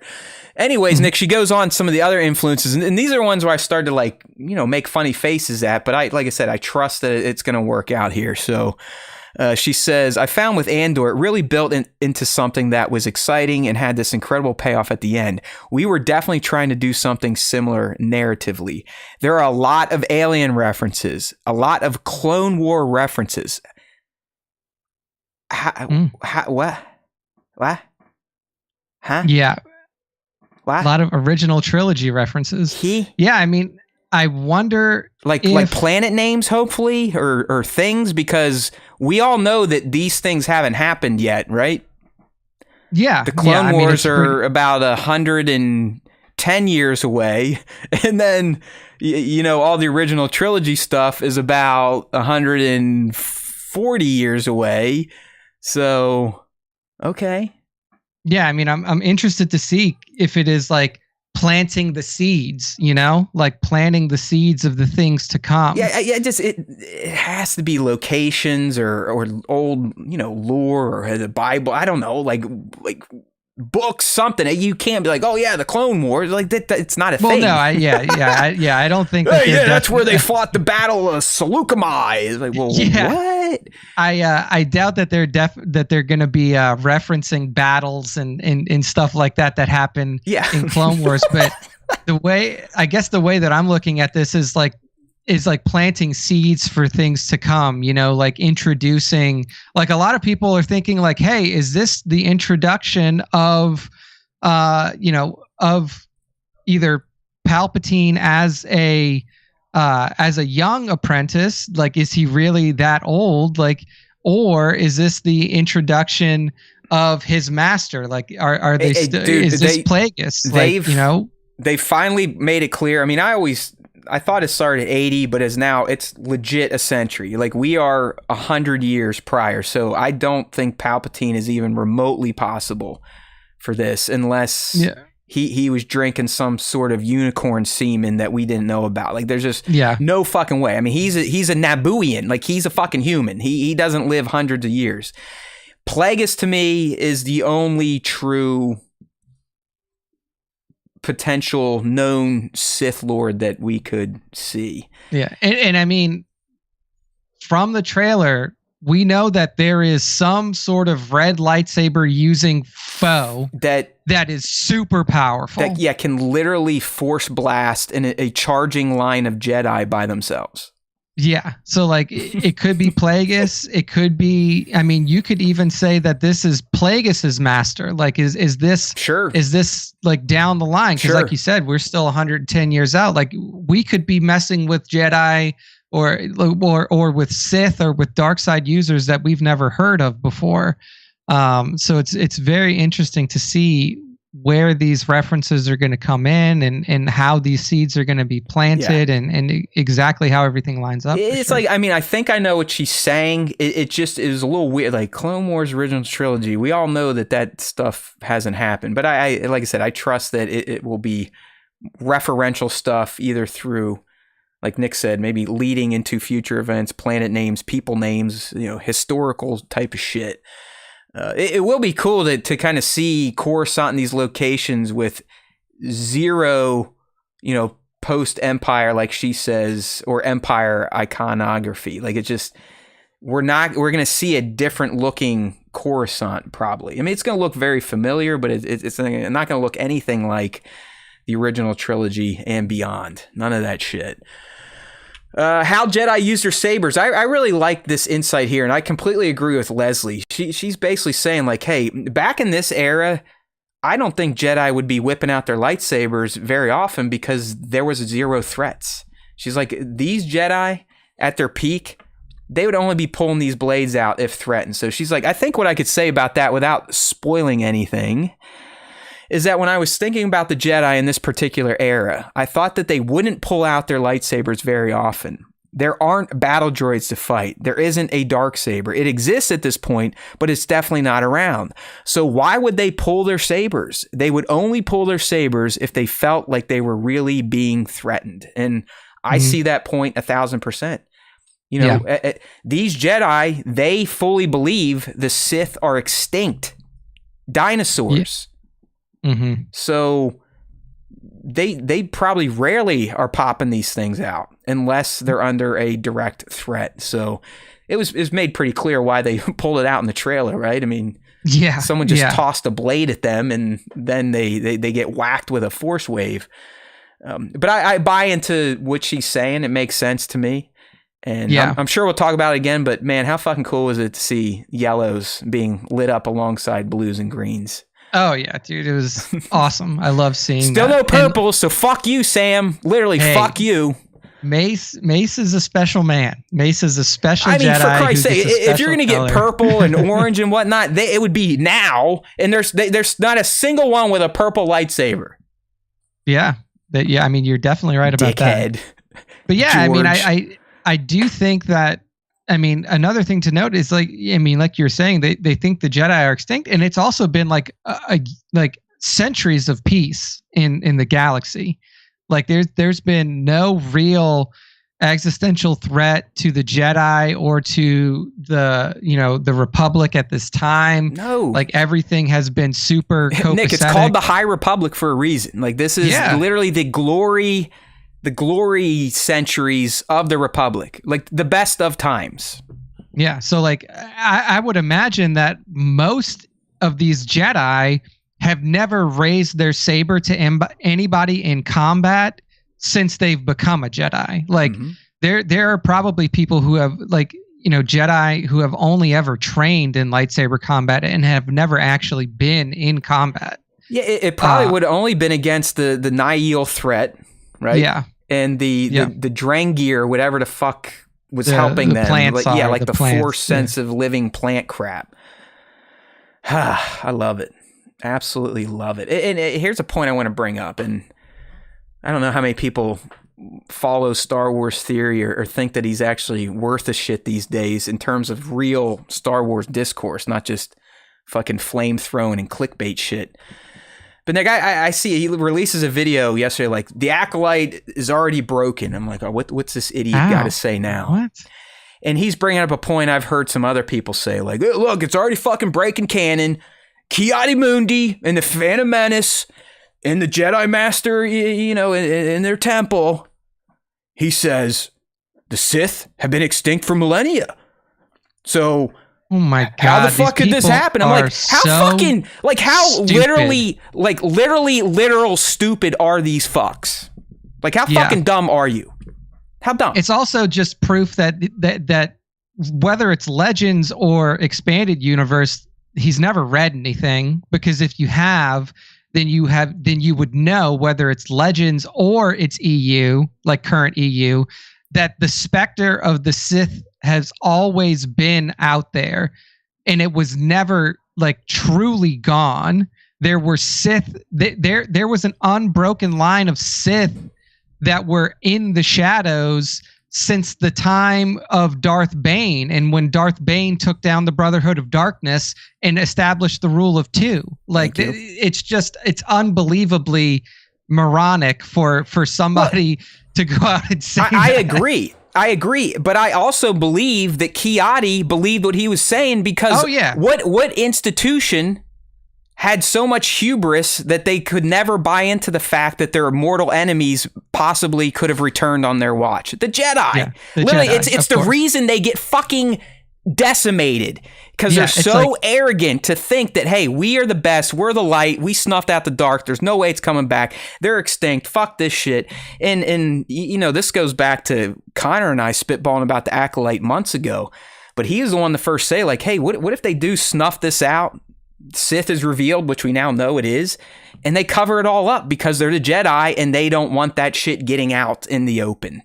Yeah, and I mean, so like if somebody was like looking to that line for like as a proof point, that line's not a proof point. Legions of the dopey Star Wars fans have latched onto that. It's like, yeah, look, see, it's proof that Kathy doesn't know shit. Leslie's a dumb bitch. They're all fucking. They shouldn't get the opportunity to do Star Wars. Like, people, dude, use your fucking brains. These people have no brain cells. Like, literally, that line was to prove the absolute arrogance and or either the arrogance of the Jedi or the complete and utter disillusionment that they've put themselves through to really believe that there's no Sith around. And then also, like, they're pointing to that in episode 1 when there are 2 active Sith in episode 1 that the Jedi don't know about.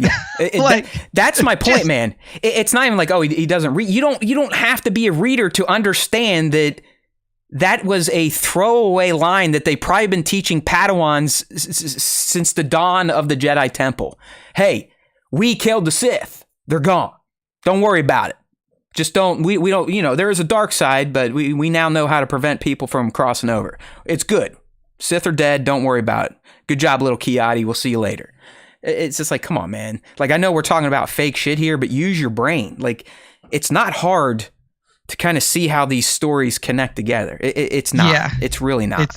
It really isn't. But hey, he's got the almost 4 million subs and makes millions of dollars just putting out stupid shit. Stupid opinions. Like, I know we're dumb. We're basic looking. We're not as flashy as these other shows, but I will say, I think if you listen to what we tell you, our track record's pretty fucking good at just raw speculation and delivering news that actually is real. So, whatever. Have fun with those dopey motherfuckers. You're going to get the real breakdown here. The real what you need to know from the SWTS. I don't give a fuck. All right. Episode runtime in season 2. Let me go back. We had a question here from This The Way. I was kind of holding on to this. This The Way asking, my question is, are they going to be able to do this with 20-minute episodes, though? Andor was at least 40. Well, luckily they're going to be over 20 minutes, but not much. So she did confirm that the episodes are about 30 minutes. So yeah, we're looking at about Bad Batch territory, sadly. The finale might be up to 40, but she goes on to say, on average, I'd say somewhere between 30 to 35. So there we go. Question answered. I don't love it, but I also am of the thought that, hey, as long as you're getting your story told, and she has told us straight up it's going to be serialized, meaning we know we're going to keep getting answers and answers and answers and answers, fine. I'm going to be greedy and jealous and probably like, fuck, I just want to see what happens next. Or we could have had another 5-10 minutes to see potentially what may go down. But they are going to be a bit shorter. There is 8 confirmed, and we are launching with 2 on the 4th. All right, this is the way saying, I think the Acolyte has to be careful, though, because the level of impact this Sith goes would be remembered by the Jedi and talk. No, that's the point. The Jedi don't want people to remember it. They're not going to write it down because they got to keep up this mirage, if you will, the illusion that the Sith are dead. 100%. Yeah, I mean, it's like we can't think of the Jedi as an all like as an institution that is fully honest and open about everything that happens in the galaxy. Like, they are an institution whose job it is to keep the peace. What's the line, Nick? The winners write history. Yes, exactly. So like, they are actively trying to keep the peace by denying the existence of their mortal enemies to the galaxy. Yes. So like, Yoda would keep this hidden. Dude, I mean, think about real life. Think about the briefings that any major country probably gets on a daily basis. they're not sharing those with the main population because it would just cause mass hysteria and lead to the apocalypse. I imagine if every day the president got on like, oh yeah, today I learned that the Russians are keyed into our electric grid. The Chinese, they're in charge of all our windmills. Elon Musk could turn off our internet whenever he felt like it. People would start going fucking nuts.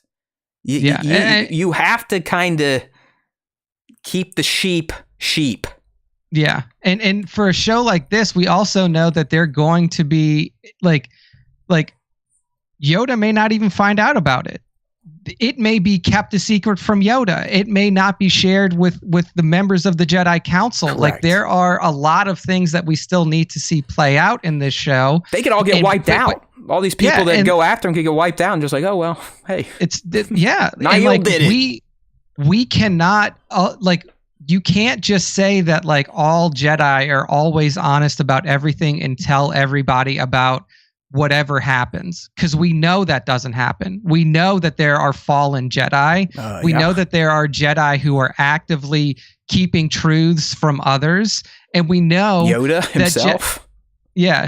And we know that Jedi are imperfect, to a degree of even Obi-Wan Kenobi falling in love with somebody when he wasn't supposed to. Like, did they get married like Anakin and Padme did? No, but Obi-Wan Kenobi was in love fully, like with Satine Kryze. He definitely didn't tell anyone. And yeah, I do. I mean, this is the way asking, so Yoda would keep 100%.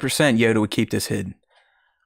Yoda's the one that's telling everyone don't believe in your Force visions, even though it's essentially showing the rise of the dark side. He's like, fuck it, you can't Dooku, you can't follow that crap, pal. Don't worry about it. We're the Jedi. We're great. We're awesome. Just everything's gonna always gonna be righteous.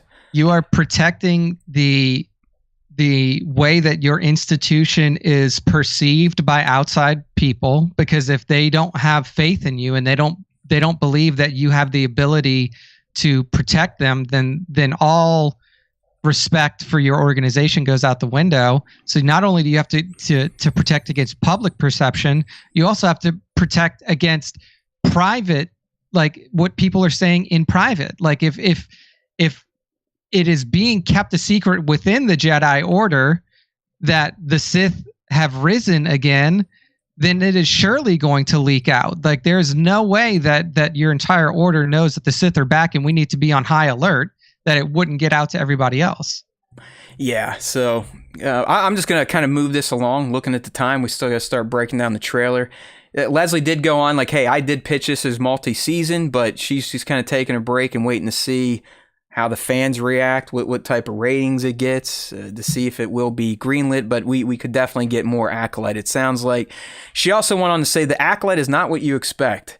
This is very incendiary, but whatever you think the Acolyte is, it's not that. It's a drop in the bucket, baby. Just hang in there and check it out.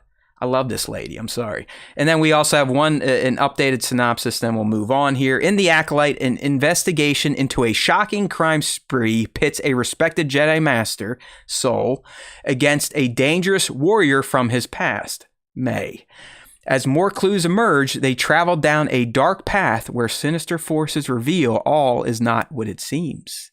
Also, like, just to go back to that one thing real quick, in this trailer, May is a Jedi trainee. She's a Jedi youngling. Right. She says she sees fire. Yeah, she either gets kicked out, man, or she leaves on her own accord.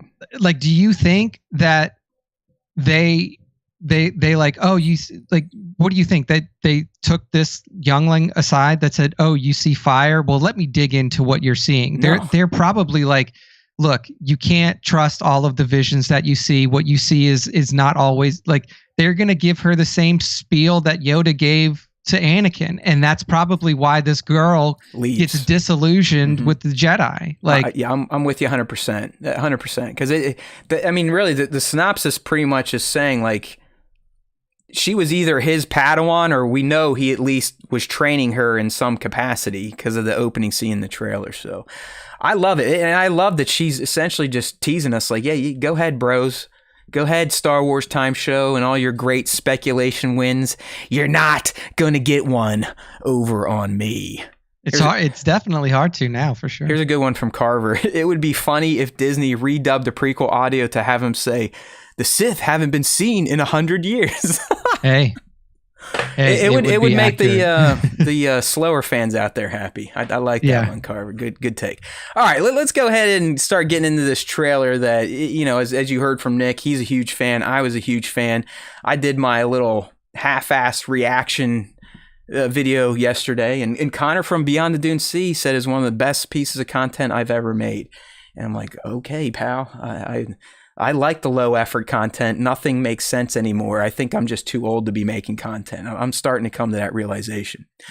But we know everything now about the Acolyte, all the details. So now it's time for Nick and I to start speculating, even though Leslie just said we will fail.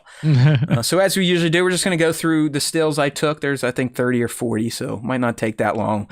And we have kind of already started spitballing on a lot of this, so we might be able to skip through a lot of it. But, you know, clearly, Nick, we start off in the temple. We're in that training room we've seen in multiple properties now. It's been used in Kenobi, both for Reva and where we saw Obi-Wan and Anakin sparring.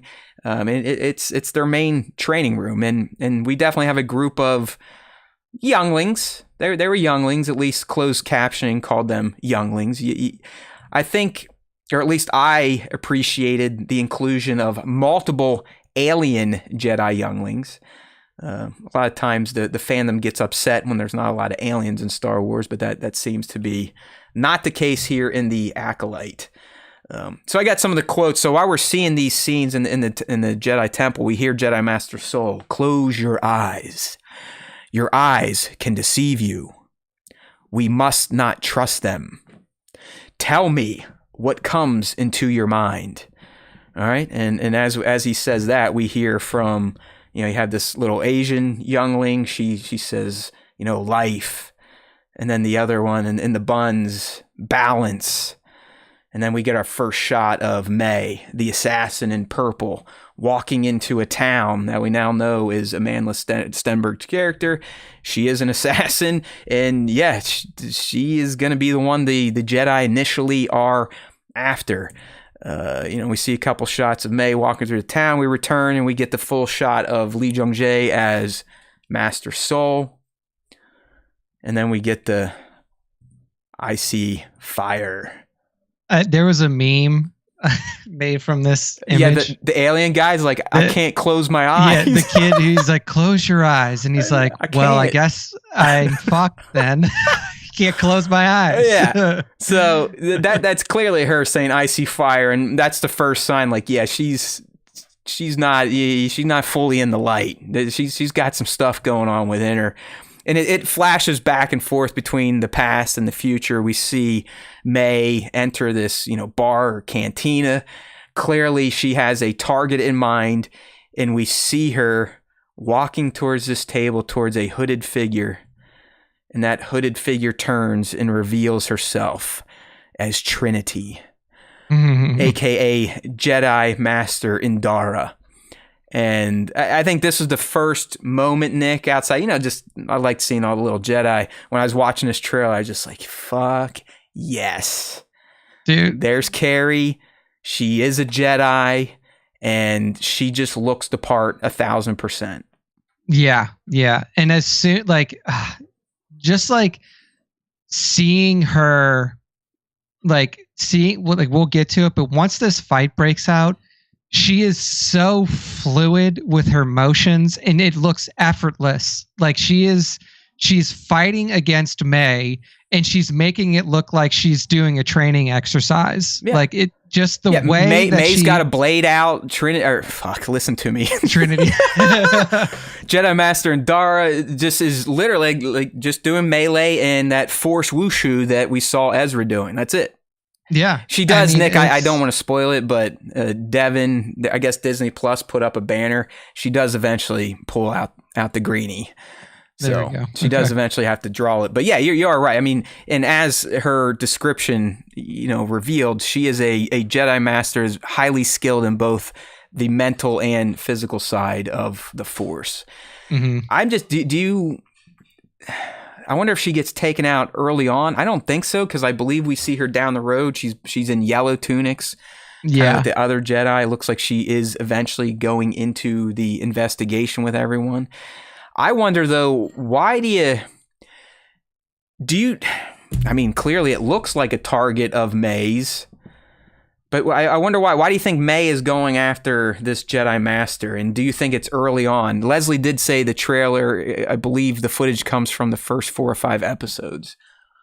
Yeah, I mean, we know that May is at the very least a disillusioned former Jedi Padawan. Mm-hmm. And at the most, she is actively trying to take out members of the Jedi Order. It looks like, because we see her, like Nick said, fight Indara, and then we also see her try to land the flying spin kick to Master Soul. Yeah, so, I mean, if I had to take a guess, the Jedi Order seriously wronged May. So, like, it wasn't like she chose to leave, if I had to take a guess, because you wouldn't have this grudge if you were not kicked out. Okay, and real quick. Also goes back to the other thing that we were talking about with the power dynamic of things. So do you think, Nick, in the show that they're not even going to reveal to us early on why May is so bent? We're just going to be right in it, and she might be right on an assassin mission to start. And then throughout the subsequent episodes, we start to learn why she's doing what she's doing? Maybe so. Or we open up with like, it wouldn't surprise me if we opened up with the exact sequence that we saw with the Jedi, like Padawan meditation. And maybe she's reflecting on her past or something. Yeah. Like, just like, how did I get here? Like showing like a very quick, like reflection on like, how did I get here? I just have a feeling they're not going to fuck around with how she got here to start. She's already going to be kind of out hunting. And then, because for an audience, that's going to be more interesting, because you're going to be like, why is she doing this? And then through, either memories or talks with her former Jedi Master, we'll learn exactly why. There's a shot from the trailer that I think might be part of the impetus for her change of heart. Anyways, all right, here we go. There she is, looking good. Amanda does look great. I love the costume they gave her. They call her Assassin. We saw it on the figure box today. Very Assassin's Creed-like, but also heavy samurai influences there. A little ninja-esque as well. And as Johnny Assange has figured out, there's definitely a hint of Rick James bitch. Yes. So let's go. Here's a bit of the fight, like Nick was saying. I mean, Indara was just kind of toying with her at first. Nick, I notice in all the shots we see May fighting in, she's carrying a blade. Do you believe this blade could be related to or similar to the Sith blade from Rise of Skywalker? That's a good question. Could it potentially? I think someone in the chat might have brought it up. Maybe the person she's ran into that could be influencing her. Could they have gifted her this blade and could be influencing her through the object? I mean, potentially. I don't think she's being influenced. I'll put it. Okay. I don't think she's being like force influenced to do something. Like, I don't think that she is under a spell, under like anything like that. She's self-aware. Like, she's self-aware, and she's self-aware in a way that has brought her to the point of saying, like, there is a fundamental issue with how the Force is being arbitrated. Yes. And that is the impetus for her going down this path that she has. And it seems like the path is, we need to take out the Jedi Order. Because even if you listen to Yoda in ESB, like, the Force is all around us. It binds us. It connects us. The Force is something that everybody has access to a degree. But if you really look at the Star Wars stories that we know, the Force is being arbitrated by the Jedi 100%. Order exclusively. It's not like, hey, the Jedi Order use the Force and so do these people and so do these people, but they just don't want people using it for bad stuff. it's literally like, if you are not a Jedi, then like you shouldn't be using the Force. Like, bro, perfect example is Anakin. They're like, dude, you're 10 years old. Fuck you. Yeah, like you can't. He's literally the chosen one. They're like, nah, he's too late. Doesn't follow our rules. Can't be trained. Yeah, so I really do think that like she has a grudge against the Jedi for sure because of how they've treated her. But I also think it is going back to what Jodie Turner-Smith's character said is the power dynamic and how this universal force is being controlled by one system. And I think that you're right. And here we go, because this is the way is mentioning what I was going to get to here. We might as well just do it. There is a clip in the trailer with girl running through the fire. Yes. So here's the shot. And what I'm thinking here, Nick, is that is May.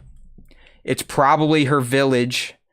And before this happened, she probably either reached out to the Order for help or asked like, hey, I need to do this. Can you let me go? And they deny her. They didn't. Yeah. And then she sees that everyone she knew and loved gets wiped out because her Order or former Order even refused to assist. Yeah. And use their abilities in a way that they could have assisted. And that's going to be it. She's going to be like, fuck you.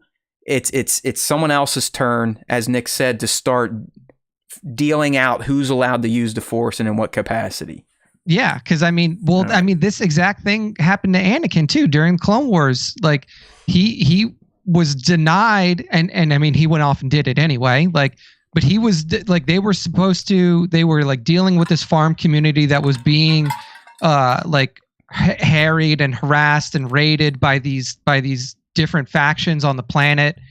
And they were like killing these community members. And Anakin was like, well, we have to do something about it. We can't just not like let these people die at the hands of these raiders.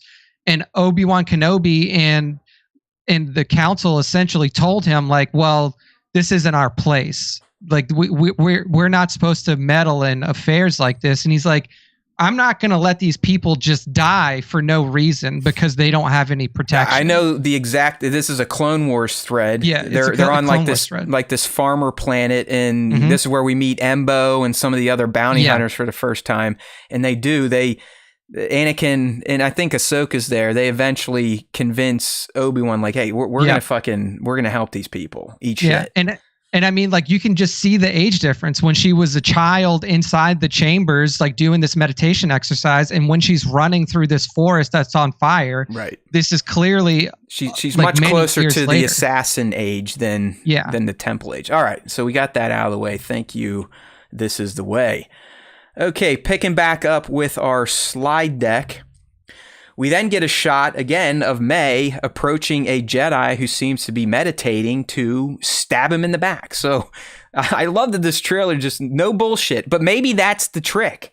Maybe that's what Leslie is saying. Like, even this trailer is setting us up to think a certain way about the Acolyte when it's not clear, even though it seems clear as day here that she is literally going around and fighting people in Jedi robes. Like, there's no way to spin it. Like, this is the guy she comes up and literally tries to stab him from behind, and probably does kill him because he doesn't look like a Jedi that makes it into any other trailer shots. No other screenshots. He's got one of those fake ass looking puffy beards too, so he probably should get stabbed. So yeah, I mean, they're not screwing around. Like, she truly is a Jedi assassin. There's no other way to spin it based on what we're seeing here. We get our first shot of Jecki and Yord here. You know, this is when we get a quote from him. Someone is killing Jedi. It doesn't make sense. I mean, think about that line. Like, you have a Jedi throwing out, hey, someone's killing us. Think about how that made them feel, especially when we just told you their arrogance that, you know, they didn't necessarily identify, but yeah, they never thought this was a potential. Yeah, not just like, someone is killing a Jedi. That's the plural form of Jedi. Multiple. Yeah. Like, multiple Jedi have been killed at this point when this guy said this. So yeah, clearly an investigative force gets formed to tackle this. I'm guessing Soul's probably going to be one of the leads, maybe Indara. Jackie, you got to remember that is Soul's new Padawan, so naturally she's going to go with him. It looks like this Yord will be going with them. Yord's there, and then the Wookiee Jedi as well. The Wookiee, what's his name? Dean Charles Chapman, his Jedi Master will be there. So there is going to be a very distinct unit that gets dispatched, or maybe they even go out on their own. You never know. I mean, all this could be happening not by the Council's hand. We don't know. All right. Moving on there's Yord again. He's got a very interesting Jedi hairdo. It's like he wanted to keep some of the Padawan look with all the little like dreads and braids, but he also wanted to let people know, at least visually, that I'm not a Padawan, I'm a knight. I think I like his character design. I don't know if that on his forehead is like a rune that he draws himself, or if that's like blood dripping down his face, but he's a cool looking character. And people, you may be familiar with him if you did watch Russian Dolls. He was the other lead, along with the red hair, whatever the hell her real name is. Natasha Lyonne is her real name. Yeah. So Nick, we then get a shot of, it doesn't look like we'll call them kind of the crime unit, the investigative unit. Mm-hmm. It does look more like a group of masters overlooking like this foggy canyon of sorts, or forest. I believe this might be coming from some of the set leaks we've seen. But if you look far right, and if you want to zoom in, that head is very Plo Koon-esque. Plo Koon. Yeah. Plo Koon. Yeah, Plo Koon is much better term there. Plo,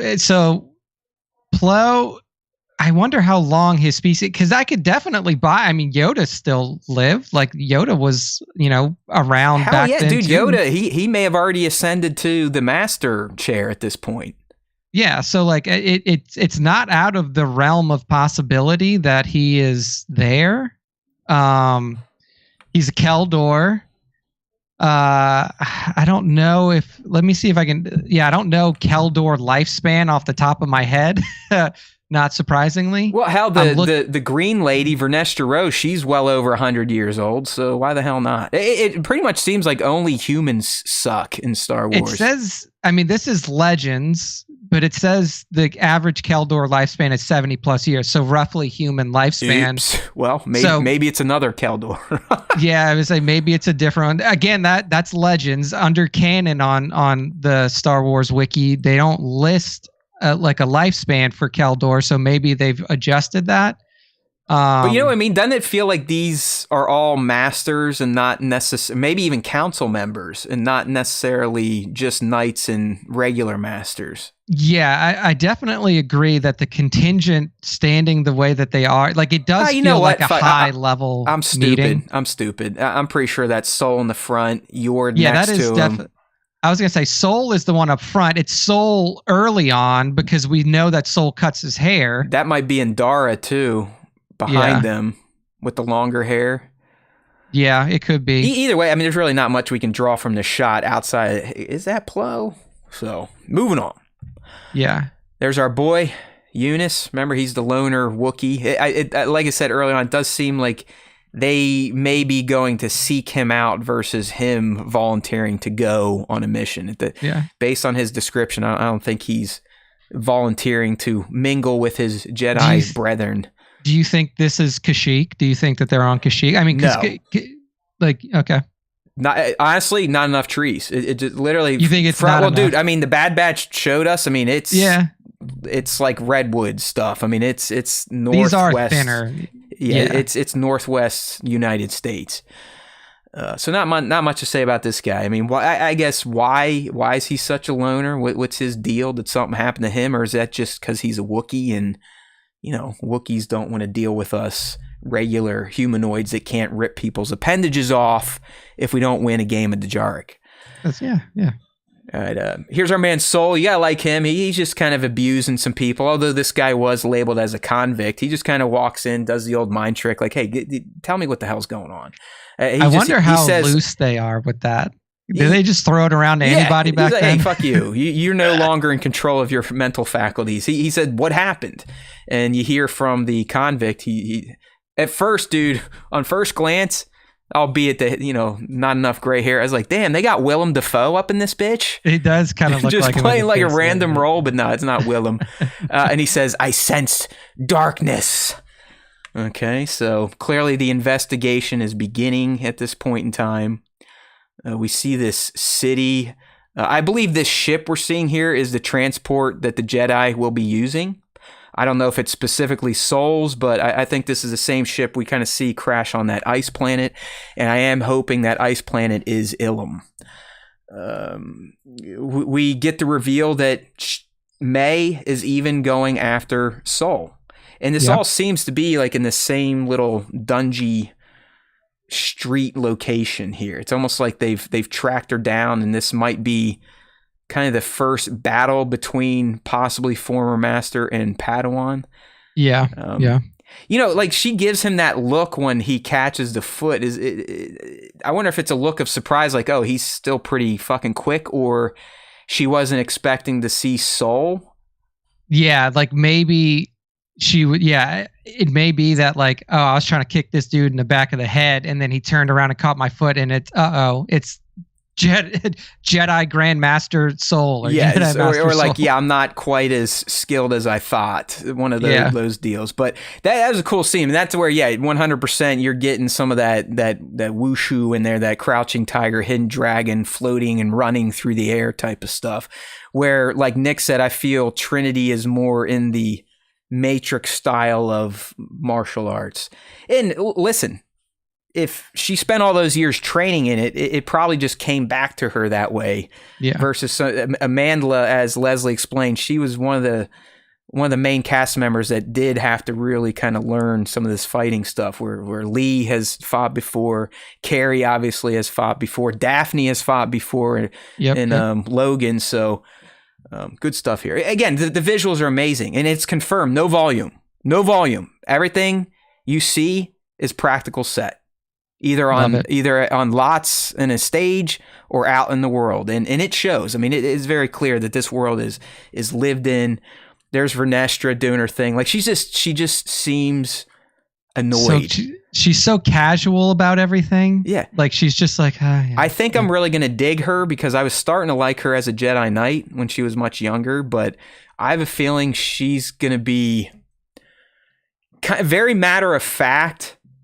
Wise, but kind of in your face and possibly a bit sarcastic about the knowledge she's going to be the Mace Windu of this time period. Don't say. I don't want her to be like that. No, she's going to be the dickish. No way, dude. No way. Not from what I've heard about Vernestra, she seems like I don't want to say a loose cannon, but not as stiffened by the book as a Mace. So don't do that to my green lady here. At least not yet. Let's figure it out. I could see her honestly being the one if the council going, yeah, fuck this shit. Who cares? I could see her going like, hey guys, she's like the cool teacher. Take my ship. Go figure out what's going on. I believe what you're saying. Yeah. I think she's going to be one of those. Okay. Here's Manny Jacinto's character, Kamir. As we said, he's a smuggler. Nick, do you think he's going to get wrapped up in the May thread or the Jedi thread? I'm going May. I think that's how he kind of gets involved here. Dude, I think it would be so cool if he got caught up in the Jedi thread. Okay. Because it would be interesting to see the Jedi essentially like just take over this dude's life for a little while. Like, look. Yeah. Since he's a smuggler, he may come across an artifact. Maybe one of the artifacts was a knife that May has, and that knife may have significance to the Jedi. So they track him down, like, hey, where'd you get it? Who'd you sell it to? Blah blah blah. Okay, it's like, hey, you're gonna take us to, and then they're like, yeah, you're gonna take us to where you got it from, and you're gonna tell us who bought it, and all this, and like essentially, like pull a cop move and like commandeer this dude's ship, or like, hey, like you're like.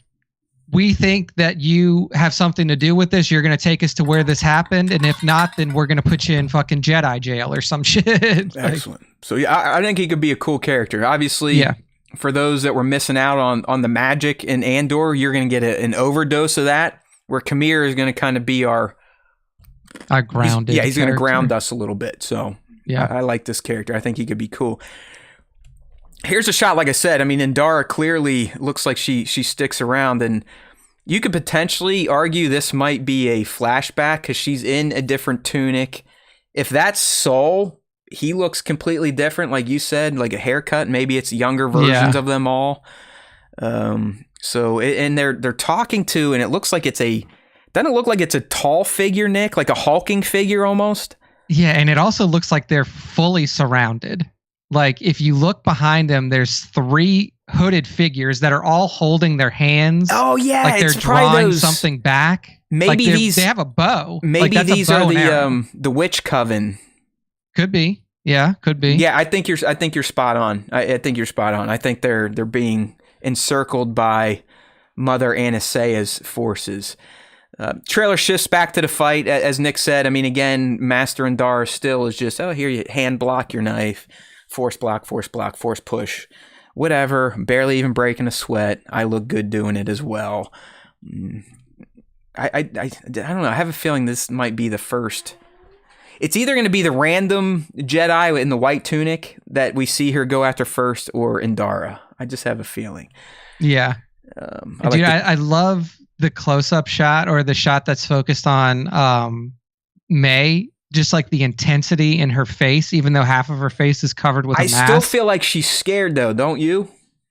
I mean, I think she knows who she's fucking with. Oh, yeah, yeah. She would have to. I mean, she, at one point in time, lived with these motherfuckers, so... Yeah.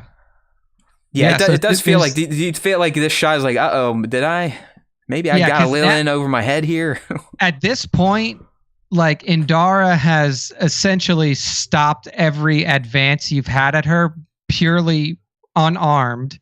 So you have to be like, I think I may be in trouble here. Well, if we go with what Leslie said, knowing that Indara does eventually break out the saber, she ultimately does feel threatened in this fight. So I guess either the tables turn, or maybe Indara gets distracted, who knows. But she is eventually going to whip out the laser sword, and just like gun beats bat, I believe lightsaber beats knife. So yeah, I think we'll so. see. I think so.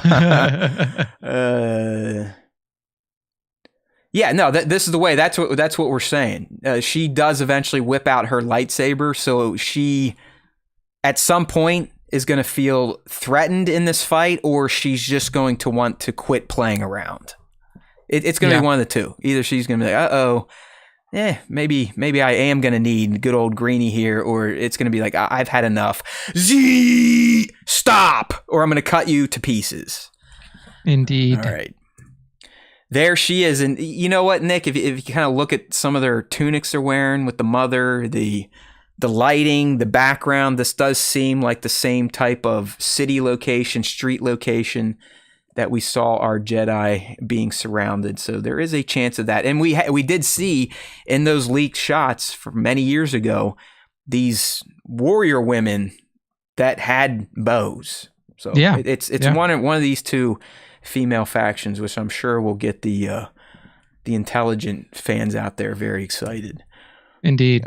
Seeing that, I believe, same ship we saw flying into that city, now crashing on this icy planet. It seems to be carrying at least Saul and the team he is bringing with him. I mean, Nick, Hoth or Ilum, pal, what do you think? Or new frozen planet?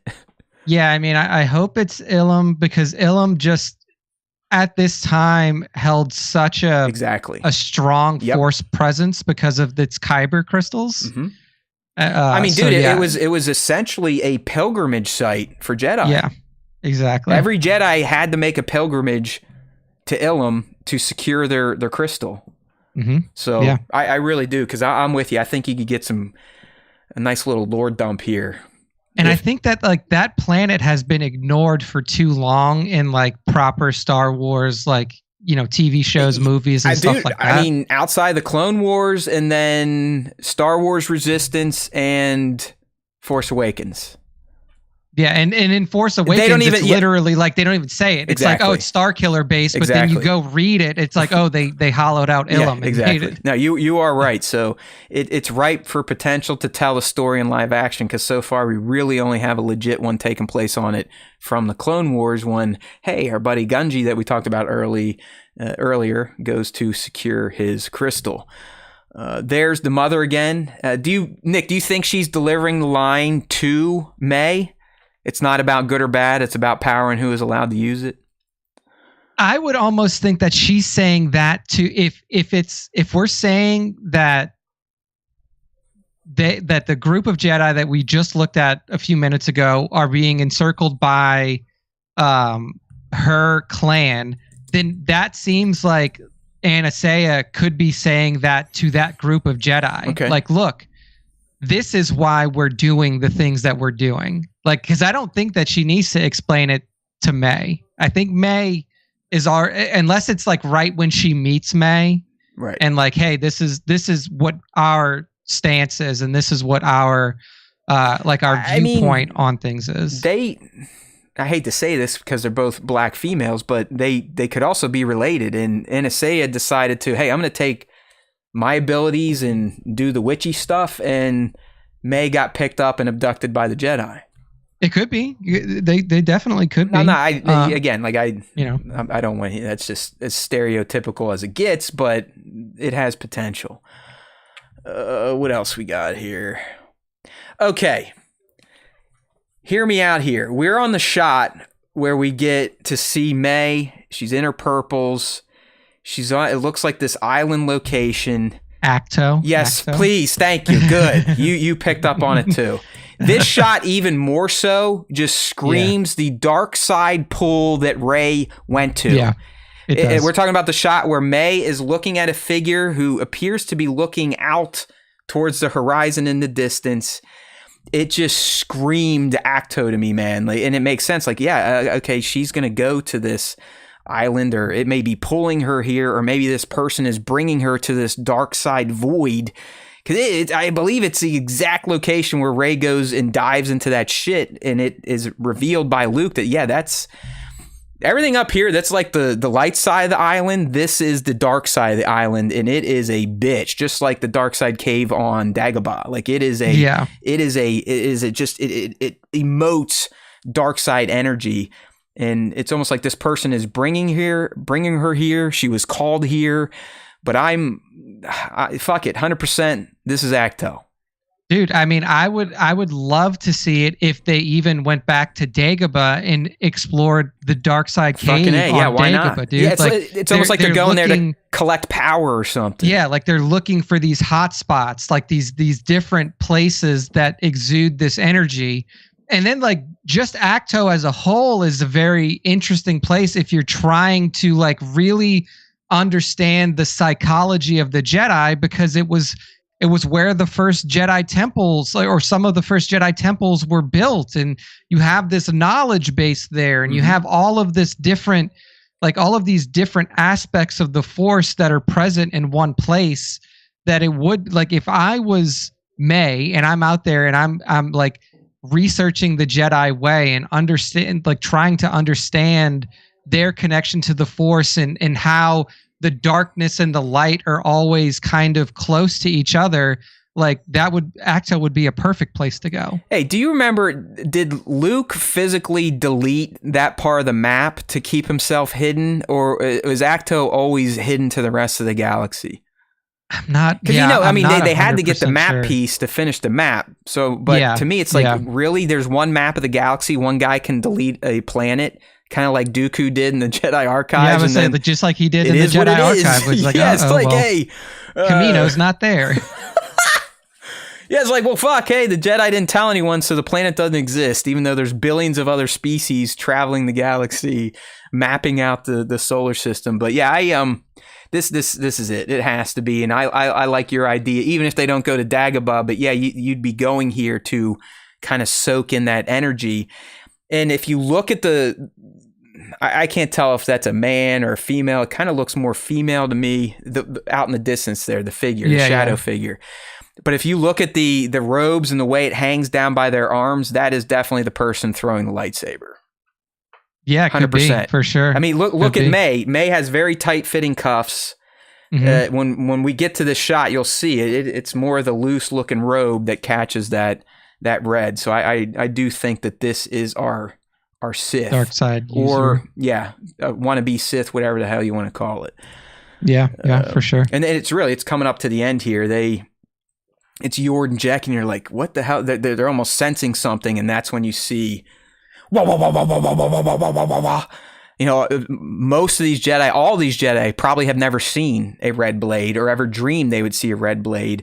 And sure as shit, they're getting one force tossed at them across the forest, through a bunch of trees, back to the hand. And as you can see in this shot, the hand definitely has a very flowing robe to it. So I do believe it is that figure.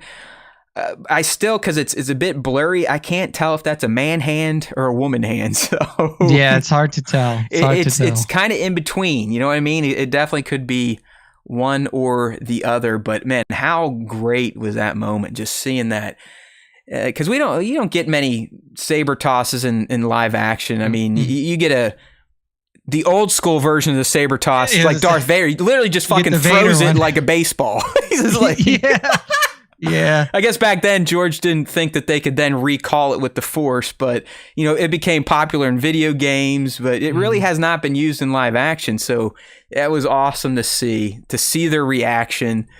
It instantly, Soul's like, he pulls out the blue, and then everyone's like, shwagga, wagga, wagga, and they're all out, and it's like, charge, and then boom, this big red cloud of Sith dust, dark side dust, just absolutely flattens them. Yeah. Trailer over. Woo! I mean, I don't know what else to say. Like, I'm so excited for this series because it's giving us characters that we've never met in a setting that we're unfamiliar with, in a storyline that is not really connected to anything else that we're currently tracking or are aware of, other than maybe some tangential relations to what's going on in the publishing arm of the High Republic. And it's giving you Star Wars with Jedi and with Sith, but in such a different way. Yes. And I think that's what's most exciting to me about this, is that like all of the elements are there. Like everything that you love about Star Wars is there, except it's gonna be new, very different than anything that we've seen before. Completely fresh. Like it just, unlike anything we've seen outside of, yes, we've seen other characters in Jedi robes with glowy sticks. Yeah. That's about, you can only say the visuals are going to be similar. The tone of the galaxy is going to be different. The tone of the Jedi are going to be different. The tone on Coruscant, if we visit, is going to be different. Everything is going to be fundamentally different. And like you said, that's all fantastic. But for me, the cherry on top is that we are being promised lore that pays off on our Skywalker saga content. Yeah. Leslie is promising we are going to see how this Jedi Order at their peak allowed a Sith Lord to enter the Senate, take it over, and wipe them off the face of the galaxy. Yeah. And that to me is what excites me about this type of content. That's why when the prequels were announced, I got a big boner. I live for this type of shit, to see how we went from A to B. Yeah. It's like, I love how this is going to explore the fault within the Jedi Order. Yeah. And like, because I mean, it happened in ROTS too, and like, you know, throughout the prequel trilogy, you also kind of got to see that, like how flawed they were, because they didn't want to see it. Like they could sense it. Yoda could sense it. Mace could sense it, but they didn't want to see it. So they just pushed it to the side. They're like, nope, it's not there. Like, I can feel it, but it's, you know, it's a specter, whatever. And now you get to see where that denial comes from. That's it right there. This is the beginning of the denial. And this is why Ki-Adi-Mundi says the line he says. Because none of these fuckers that are in the know are going to let this information get beyond their own brains. No. Like 100%. you literally, like, with the mention of Sith to the Greater Order and to the Galactic Republic government, you essentially just mobilize for war. You're like, we found a Sith, get ready. And that destabilizes everything. It destabilizes your government, it destabilizes your order, and it destabilizes the general populace, because now you go from an era where the Jedi are literally like probably talking about farm disputes or some bull. Like, yeah, they're like settling the Wild West. Yeah, like literally, like it's an expansive time in the galaxy too. Like they're exploring the outer rim for the first time because hyperspace lanes hadn't even been carved to the outer rim yet. Like this is a time of expansion and great elation at discovery, and then all of that comes to an end if you say the Sith have returned. Like you have to put all of that on hold. All of the expansion, all of the exciting things happening in society come to an end when the specter of the Sith return. And you have to imagine that the Jedi know that and they don't want that to happen. Yeah. No, listen, man, I know this is the way struggling with the concept that the Jedi could be not on the up and up, but that's just who they are. I mean, Yoda more or less told Dooku, shut the fuck up. There is no dark side. I don't care what you're seeing in your visions. Visions are bullshit. You're an idiot. Yeah, I mean, that was in Tales of the Jedi. Yes. And he did the same thing to fucking Anakin. Yeah. He did the same thing when Anakin was telling him the darkness that he was seeing in his dreams. He's like, don't worry about it. Deny it. Yeah, exactly. He said the same thing to Luke Skywalker. Yeah, just get over it.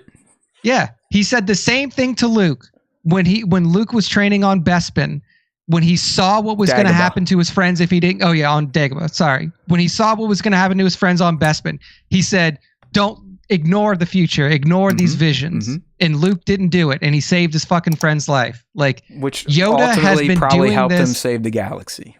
Yeah, like Yoda has been doing this for decades that we're already aware of.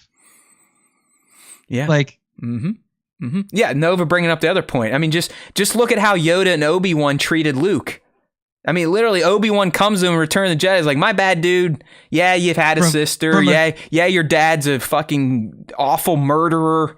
But hey, it's from a certain point of view. It's just the way we had to do it, pal. Get over it.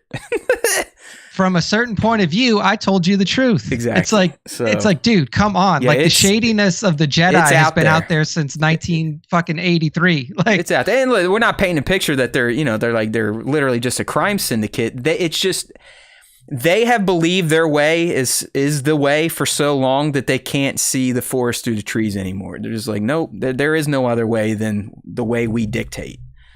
And we are going to do everything to maintain that status quo, like Nick said. All right, man, let's get in this fan segment so we can get on out of here. There's a quick tweet from Cryptic HD Quality, kind of teasing there may be an exclusive look at the Acolyte with the Phantom Menace in theaters. I don't know if that's going to happen now that we got the trailer.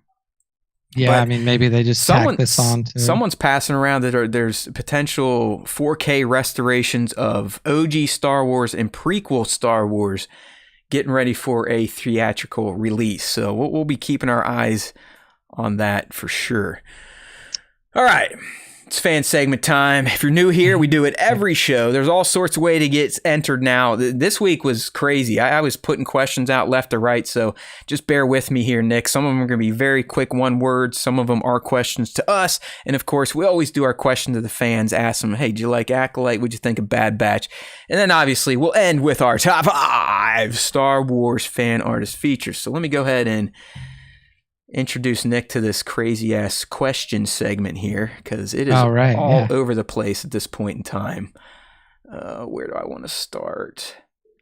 Let's start with the questions to us. How about that? We'll start with the questions to us. You're gonna love this one. I don't know really where to take this, but I saw this one and I saw his next response. Yeah, this dude may be harness lighting cells. Yeah, harnesses lightings. He's definitely trolling here, but his question is Star Wars. So it's just Star Wars question mark. Your response, Nick.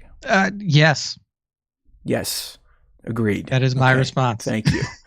Moving on. This coming from Johnny here. If you and or young Nick, I like how it's now sticking, were casted for Star Wars, which episode would you choose and why? That's a good one. That's such a hard question. Are we talking TV here or can we pick a film? I think he's thinking like episode 1 through 9. Okay, episodes 1 through 9. Gotcha. Yeah, I mean it's really easy for me to say like, oh, ESB, because ESB is my favorite movie. So maybe I would pick ESB, and I would make myself unobtrusive. Like, I don't want to be in the spotlight, but like, hey, get me in the Bosk suit, right? On the like in the beginning of the movie when he wants they're to keep his to, anonymity. He wants to still be able to go out and not be mobbed by the paparazzi. Or if I'm gonna play like a character where my face is seen, I'd probably go. I'd have to go to prequel trilogy because I want to be a Jedi. You know, like I would want to. Like I would just be like, hey, give me like that Jet Lucas role or something like that. Like give it just flopping out like wah, dead. Just like make me look cool. Young Nick, no. Like something like that. I don't want to be one of the stars. I just want to have like a nice little spot where I can be like, look, that's me, wave my lightsaber around, or that's me, I was a bounty hunter. I think for me, my first inclination is to go to my trilogy, the originals. The why for that, Johnny, would be I would just want to be there with, Luke, Han, and Leia in their prime, Mark Carey and Harrison. I think that would have been a good time back then, back in the 70s and 80s. But if I went prequel, might as well do both like Nick did. I would go Attack of the Clones.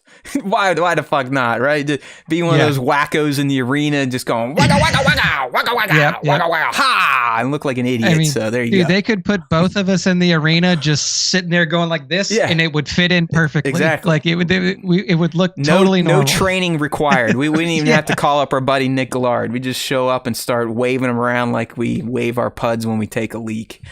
Okay, coming from Nova Toymation here. If they do a new animated series, which characters and timeline would you like them to explore?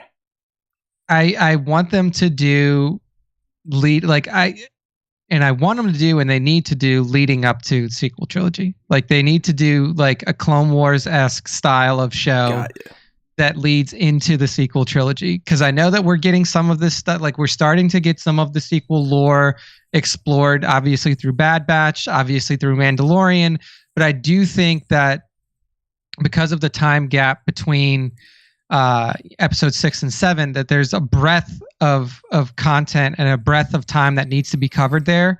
So I would pick that purely because we need to. If it was like a selfish thing and I'm like, I don't give a fuck about like filling in story gaps or anything like that, give me an animated series in the Old Republic always. Nice if you're going to ask me where anything, if I want a show made in any timeline, it's always Old Republic. Okay. Because that's just the best time. Yeah, I dig it because that's kind of where my brain was going. But my selfish would be, let's just pick up a little bit after Bad Batch because I love this era. I love just seeing the Empire slowly take over the galaxy and how people were responding to it before we had the main heroes of the Rebel Alliance. But like Nick, I think I would prefer to get out of the Skywalker saga. Maybe not so far back. So I'll do this. I'll go a little, a few decades past the Acolyte. Okay. Yeah. I mean, that's still a good time, especially if you're exploring like the seeds of darkness that are still permeating. It could be, it could be the story of young Sheev. There you go. Yeah. Star Wars, the Sheev Wars. There we go. All right. I think that works. Next question here, and this is specifically for you from Spa Spencer here. Yes. For Nick this week. It's young Nick, god damn it. What Legends stories do you wish were still canon? Yeah. And then what are your favorite EU stories, old or new? Yeah, so I saw this when I was thinking about it before we got here, and it's hard because a lot of the stories you would essentially have to overwrite current canon, but if I had to pick one, it's a wish, man. Just throw it out there. You're right. It's a wish, and I don't know if these stories are fully canon yet. I don't think they are, because I think that they're still legends. But it would be the whole Darth Bane trilogy. I know that Darth Bane as a character is canon, correct? But the whole trilogy of books that essentially detail his rise, like his rise from obscurity to entering the Jedi or entering the Sith Academy. Him bringing down the Order of the Brotherhood of Darkness, which was like this huge Sith order that was just eating itself from the inside, like taking that down, instituting the rule of two, and then bringing on Reign, who would eventually become Darth Xana as his apprentice, and then their final battle. Yo, dude, that was at one point in time, was there a Darth Bane and Darth Reign? Is that what you're telling me?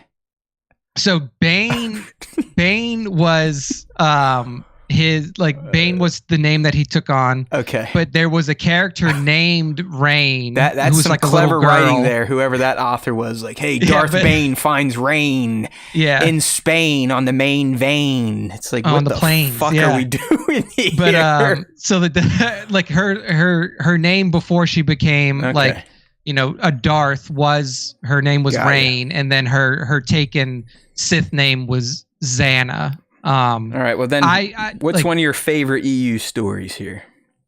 I'm just trying to keep us on pace, buddy. Yeah. So that one for sure. So if you haven't read the Darth Bane trilogy, go read that. But I also really enjoy the Legacy of the Force, which this would be like seriously overwriting canon. Okay. Like Legacy of the Force was, like Leia is the Jedi Master on the Council along with Luke. Oh boy. They have, that's when you have Ben Skywalker, the son of Luke and Mara Jade, that is going through his training. That's when both Jaina and Jason Solo are Jedi Knights, and then that story, like that whole run of books, essentially tells the story of Jason Solo's fall to the dark side, and all of that. So, yeah, all right. I really enjoyed those. Hey, well, fuck you, Spencer. No question for me. I dig it. I see how you are. All right, here comes from Kevin here. That's a bango in the chat. Not sure if my whole question made it through. Was asking if non-Jedi stories are too niche to have sustained success. I guess we'll find out with Andor here coming up. Yeah, Bad Batch has been somewhat. Well, I guess there was a Jedi last year. Yeah, I mean, Bad Batch has been successful. I mean, Clone Wars, you can obviously the Clone Wars are permeated with Jedi, loaded. But like Rebels, you had Ahsoka and Ezra and Kanan. Yeah. So it's, I guess Mandalorian technically falls in this category, right? Yeah, Mando has been the most successful franchise that has been Jedi light. I'll put it that way, because obviously Luke Skywalker. Well, it didn't have a Jedi story. Yeah, I mean, it had a Jedi show up in it, but the story is not about a Jedi. So yeah, I do think. I mean, Mando. I guess Mando was being successful until the third season, and Bob came back and doesn't feel like spending money anymore. Yeah, I mean, I think because then you can he turned him down. Yeah, so he's not a Jedi. I do think it can be successful, but I think it needs to be focused. I'll put it that way. I think that if you're going to have a Star Wars story that is not going to include Jedi, then it needs to have a strong focus. It's Andor. I mean, Andor is your case study for this right here. He didn't fuck with any of the mysticism. He's like, blow me. Those people don't exist in my version of Star Wars. And like, and here's the thing, like, you can argue the success of Andor. I think that Andor is very successful in its storytelling. I don't think it was very successful in its reach. Right. Yeah. Like, hey, here, look at this. So, Be Mad. He pays to have a question. So, Bango, eat shit. Your time's over. We're now going to Be Mad. Be Mad asking, would you guys like an anime rendition? Yeah, fuck yeah. I've said this 1,000 times when on that Star Wars Kids YouTube channel when they were doing those Galaxy of Adventures. There you go. That's what. Like those were fantastic. I thought those looked brilliant. I love the that kind of high octane animation that you get in anime or manga. And yes, it looked fantastic. I would take the original trilogy in that style, the prequel trilogy, and I hate to say this, but it is kind of the sequel trilogy. It's rough. Like, it just, the more you think about it, man, that the sequel trilogy is, yeah. Like you said, prequels have clear issues, horrible acting. Sometimes the story's not necessarily the best, but at least it was cohesive. Like, hey, we are going from here to here, and they delivered it, and that was not done in the sequels. B-Mad, you are an all-star. But yeah, I would take that any day of the week. I wish they would do it. In fact, I think it could bring in a whole new types of audiences that may not be keyed into proper Star Wars. Yeah. All right, so thank you for your donation. What do we got next now? Now we got what people thought of the Acolyte, so I'll just kind of read through these. It's not really asking, or we don't have to use our brain here, Nick. Or I guess this is kind of your job, but BC Scrubs saying, Trinity is in the Acolyte. Fire, fire, fire, fire. Okay. Yeah. Mando Pirate, so excited. That red saber at the end really got me. I just need to know who it is now. We just laid it out there. It's that mysterious figure that's on Acto with May. Is it Plaguey? Is it someone else? Is it even a Sith? Who knows? BC Scrubs coming back again. Great trailer. Very interested to see, and thankful it looks like lots of practical sets. Yep. All practical, my friend. Confirmed that no volume was used. Hey, look at Devin rolling in here fashionably late. You're just in time, bro. Wait, hey, where's Props? Like, Props, I don't even remember his name anymore. He's been so far removed. You know, he's so ingrained in Star Wars proper, he's left our little dumbasses around. Here's Harness's Lightning's response. Gay. All right. Well, everyone has their opinion. There are some gay people who act in that show. So I mean, it's created by a gay person. Yeah, so it's created by a spot gay. On. Art is very astute of you to point that out. And Burkhead Toys promising with an exclamation point. And now, Nick, we can get into the question of the week. Indeed, question of the week this week, as it has been for the past 8 weeks, 7 weeks, because we had a double drop. What's your favorite or least favorite moment from the latest episode of Bad Batch Season 3? All right, let's do it. 2797 Studios, Mr. Bats says, was a pretty good episode. Always enjoy seeing Finnick in the backwoods of a galaxy far, far away. But my question is, if Boba and Omega are like 12, how old is Finnick? I mean, she's got to be 10 to 15 years older. Discuss. Yeah, I'd say Fennec is in her late 20s, 30s. Yeah, and like, I would probably say when we see her in this episode, she's probably somewhere in her 20s. Yeah. I would because that would put her in her late 40s, 50s by the time we get to Mando, in Book of Boba Fett. I don't feel like doing the math anymore. It's been a long show, but yeah. So somewhere in that era, she would be like, if she's in her 20s now, she would be in like her late 40s. He is making a point. Yeah, I would say early 20s, like Nick. Yeah, so somewhere around there. Next up, Johnny Osage. She says, "K pasa SWTS." He thinks like you and I are bilingual. Hey, I did take 5 years of Spanish in high school, and I still know a little bit of it. And you live in Texas, and I guarantee you can't have a conversation, right? Like every now and then. And one of my best friends is from Mexico. She was born in Mexico. So could you order like Taco Bell or Chipotle? I probably could. If I sat there and I was like, okay, this is what I want to order, and I like thought through it in my head, I could probably do it. I could probably get a burrito. I don't know if I'd get all the ingredients correct, but it's like, yo quiero uno burrito pollo con arroz, frijoles negro, crema, and queso.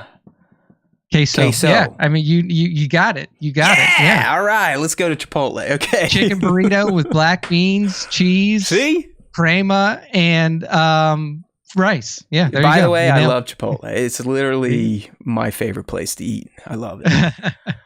Good stuff. So, but anyway, Johnny says, okay, so good episode. Had a few slow moments, I thought, but overall entertaining. Really enjoyed the Bayou scene. There you go. Mines, Fennec, and Crocs. Oh my. Wreck a Croc Smash. And who was Fennec talking to? Maybe Alpha? Yeah, that's like we said. I mean, Asajj and the Alpha are my guesses. I think Asajj may make more sense just based on trailer cuts and where we're at in the season. All right, next up, Tones 1138 says, really fun episode. Bad Batch's version of Jungle Cruise, followed by hints of Predator. Love the Mantis character. Star Saurus. I like After it. all, it's Sylar Saurus, but it's all right. Yeah, Sylar. Yeah, Sylar. When I first heard it too, it took me right back to Heroes. Yeah, 100%. Yeah, yep. And then says, after all this time, seeing one in the Cantina and A&H and Mando, we finally see that they're pretty badass. Fennec's ship was very cool too, and a nice twist at the end. I think she's talking to Bane most likely. So Tones thinks it's Cad Bane. I don't think it's Cad Bane because of what we were talking about earlier. Yeah, I think it was Johnny said in the chat, they're oil and water, and that's a perfect way of describing their bond or lack thereof. Oh, Jesus, sorry.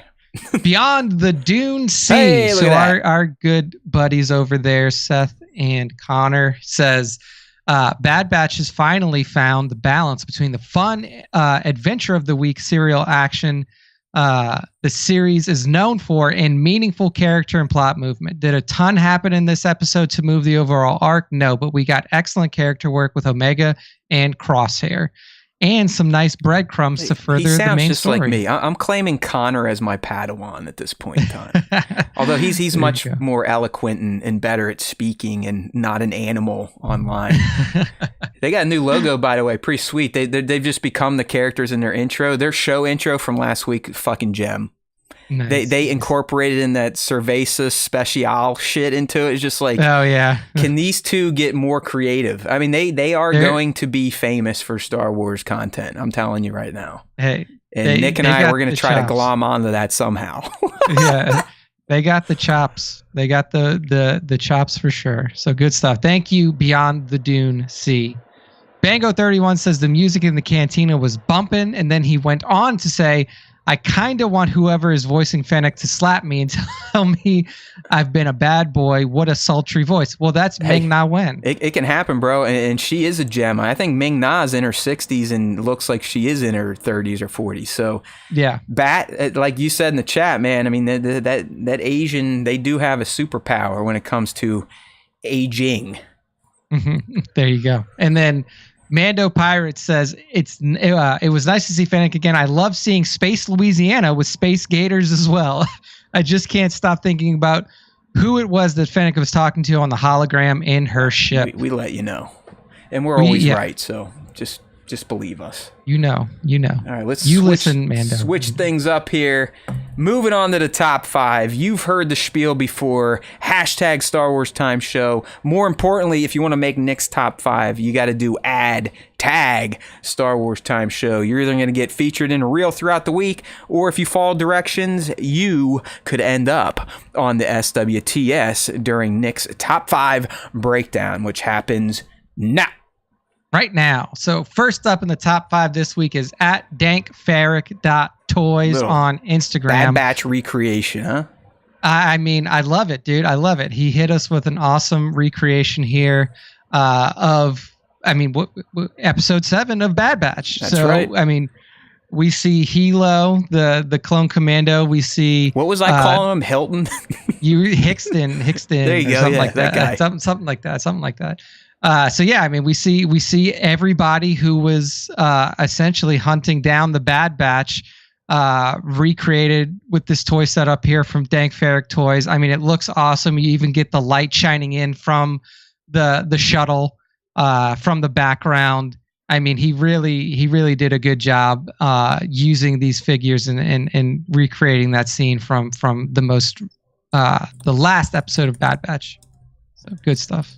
I'm addressing Sir Dork here. He's saying it can't be Boba, right? Because they didn't know each other previous to Book of Boba. They're in the guild, so they probably knew of each other. Yeah, it's like it maybe not on a personal level, right, but maybe on a professional level or something like that. They might not. Yeah, they might not ever cross paths, but I think they would have known names or who to talk to. Known of. I do. Yeah. Again, Jared, that's why it's Asajj. I'm never wrong. That's it. It's going to happen. All right, There you that's dankferric.toys on Instagram. Give them a follow. Next up, we have... Next up is the old toy pick, and the old toy pick gives us a fun little shot here of, what ground combat looks like for the Empire on snowy planets. So we see Vader and the boys on the battlefield, laser bolts flying back and forth, Vader with his lightsaber ignited at his side while his troops fire ahead at their unseen enemy. And I just like this shot because the one trooper like kneeling like on his knees in the foreground just reminds me of Platoon when Defoe like drops to his knees. That's it. Yeah. I was like, man, the horrors of war we see playing out. Dude, as always, I'm drawn to my man. I mean, my eye is always going to go to the Dark Lord of the Sith if he's in a shot. So I go right to Vader. But yeah, you got that guy up front kind of leading the way. It's a nice little shot here from the old toy pick on Instagram. There we go. Next up. I thought this was well done. This one was great. This is at _visual_horizon_toy photo. And we have a recreation of the Mando moment where Din steps into the living waters of Mandalore to be cleansed of his wrongdoings against the Armorer and the Creed. Yeah, the Kooks. So yeah, the Bunker Boys, the Bunker Clan. So yeah, I mean we see Din full armored with his little helmet light on, stepping into the waters. You see Bo-Katan in the back, helmet off, and then little bassinet baby Yoda, little Grogu there. Look at the keeping reflections. an eye on his dad.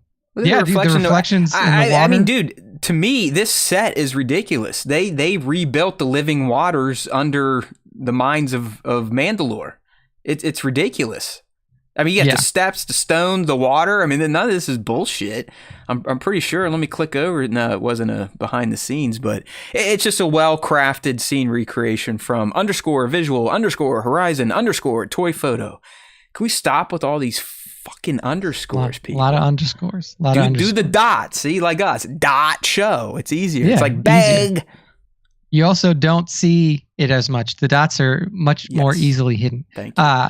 Next up, we have at Cap_Wolf photos, and it's an underscore between each word. Cap_Wolf_photos.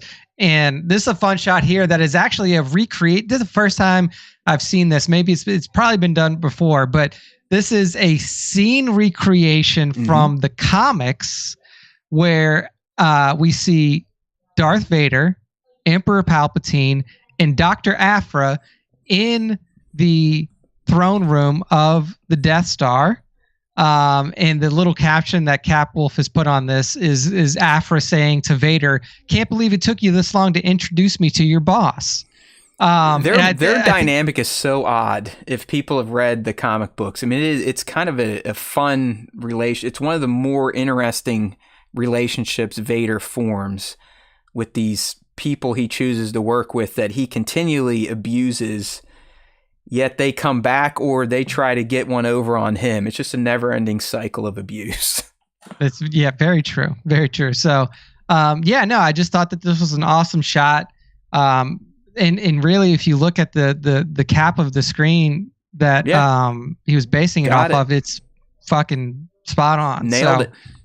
At Cap_Wolf photos on Instagram, make sure to follow. Booyah. And then to close this one out, the final shot here is from at Corey.K_figures on Instagram.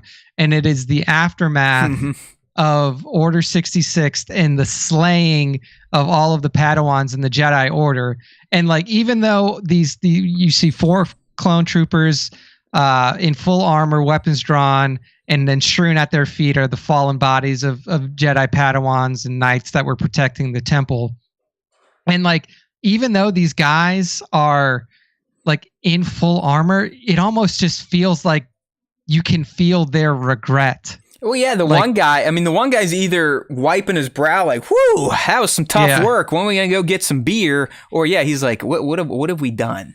Yeah, like what did we do? Like you're looking at the bodies of children, your friends, your former combatants, generals. children, like crazy. It's a very well done shot, and it definitely elicits some emotion around the Order 66 time period. So yeah, good stuff here from Corey.K_figures on the IG. And guess what, people? That's the end of the top 5, and that's the end of our show. It was a bit of a long one, but go ahead, Matt, close us out. How did we used to do consistent 3.5 to 4+ hour shows? We were crazy people. Okay. Yeah, I mean, it was like people, mid pandemic, but I am fucking whooped right now. Like, I'm a little woozy. It was great talk, though, and that's why you should tune in to the SWTS on a weekly basis, either via youtube.com/Star Wars Time Show if you're into the visuals, looking at our dumb faces and listening to us, or if you just want to listen and not see, you can head over to our home base on the internet, StarWarsTime.net. Better than StarWarsTime.show. Anyways, over on StarWarsTime.net, you got all the links you need. If you want to go to the podcast platforms to leave us those reviews and ratings you owe us, you can do it easily from StarWarsTime.net.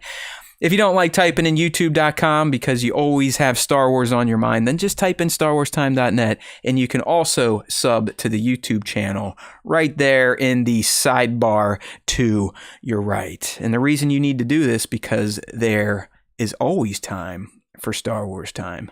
And that is right, Sir Dork. Not many streamers or live streamers like us can literally go for almost 3 hours, no break, no ums, no ahs, no pauses in the conversation.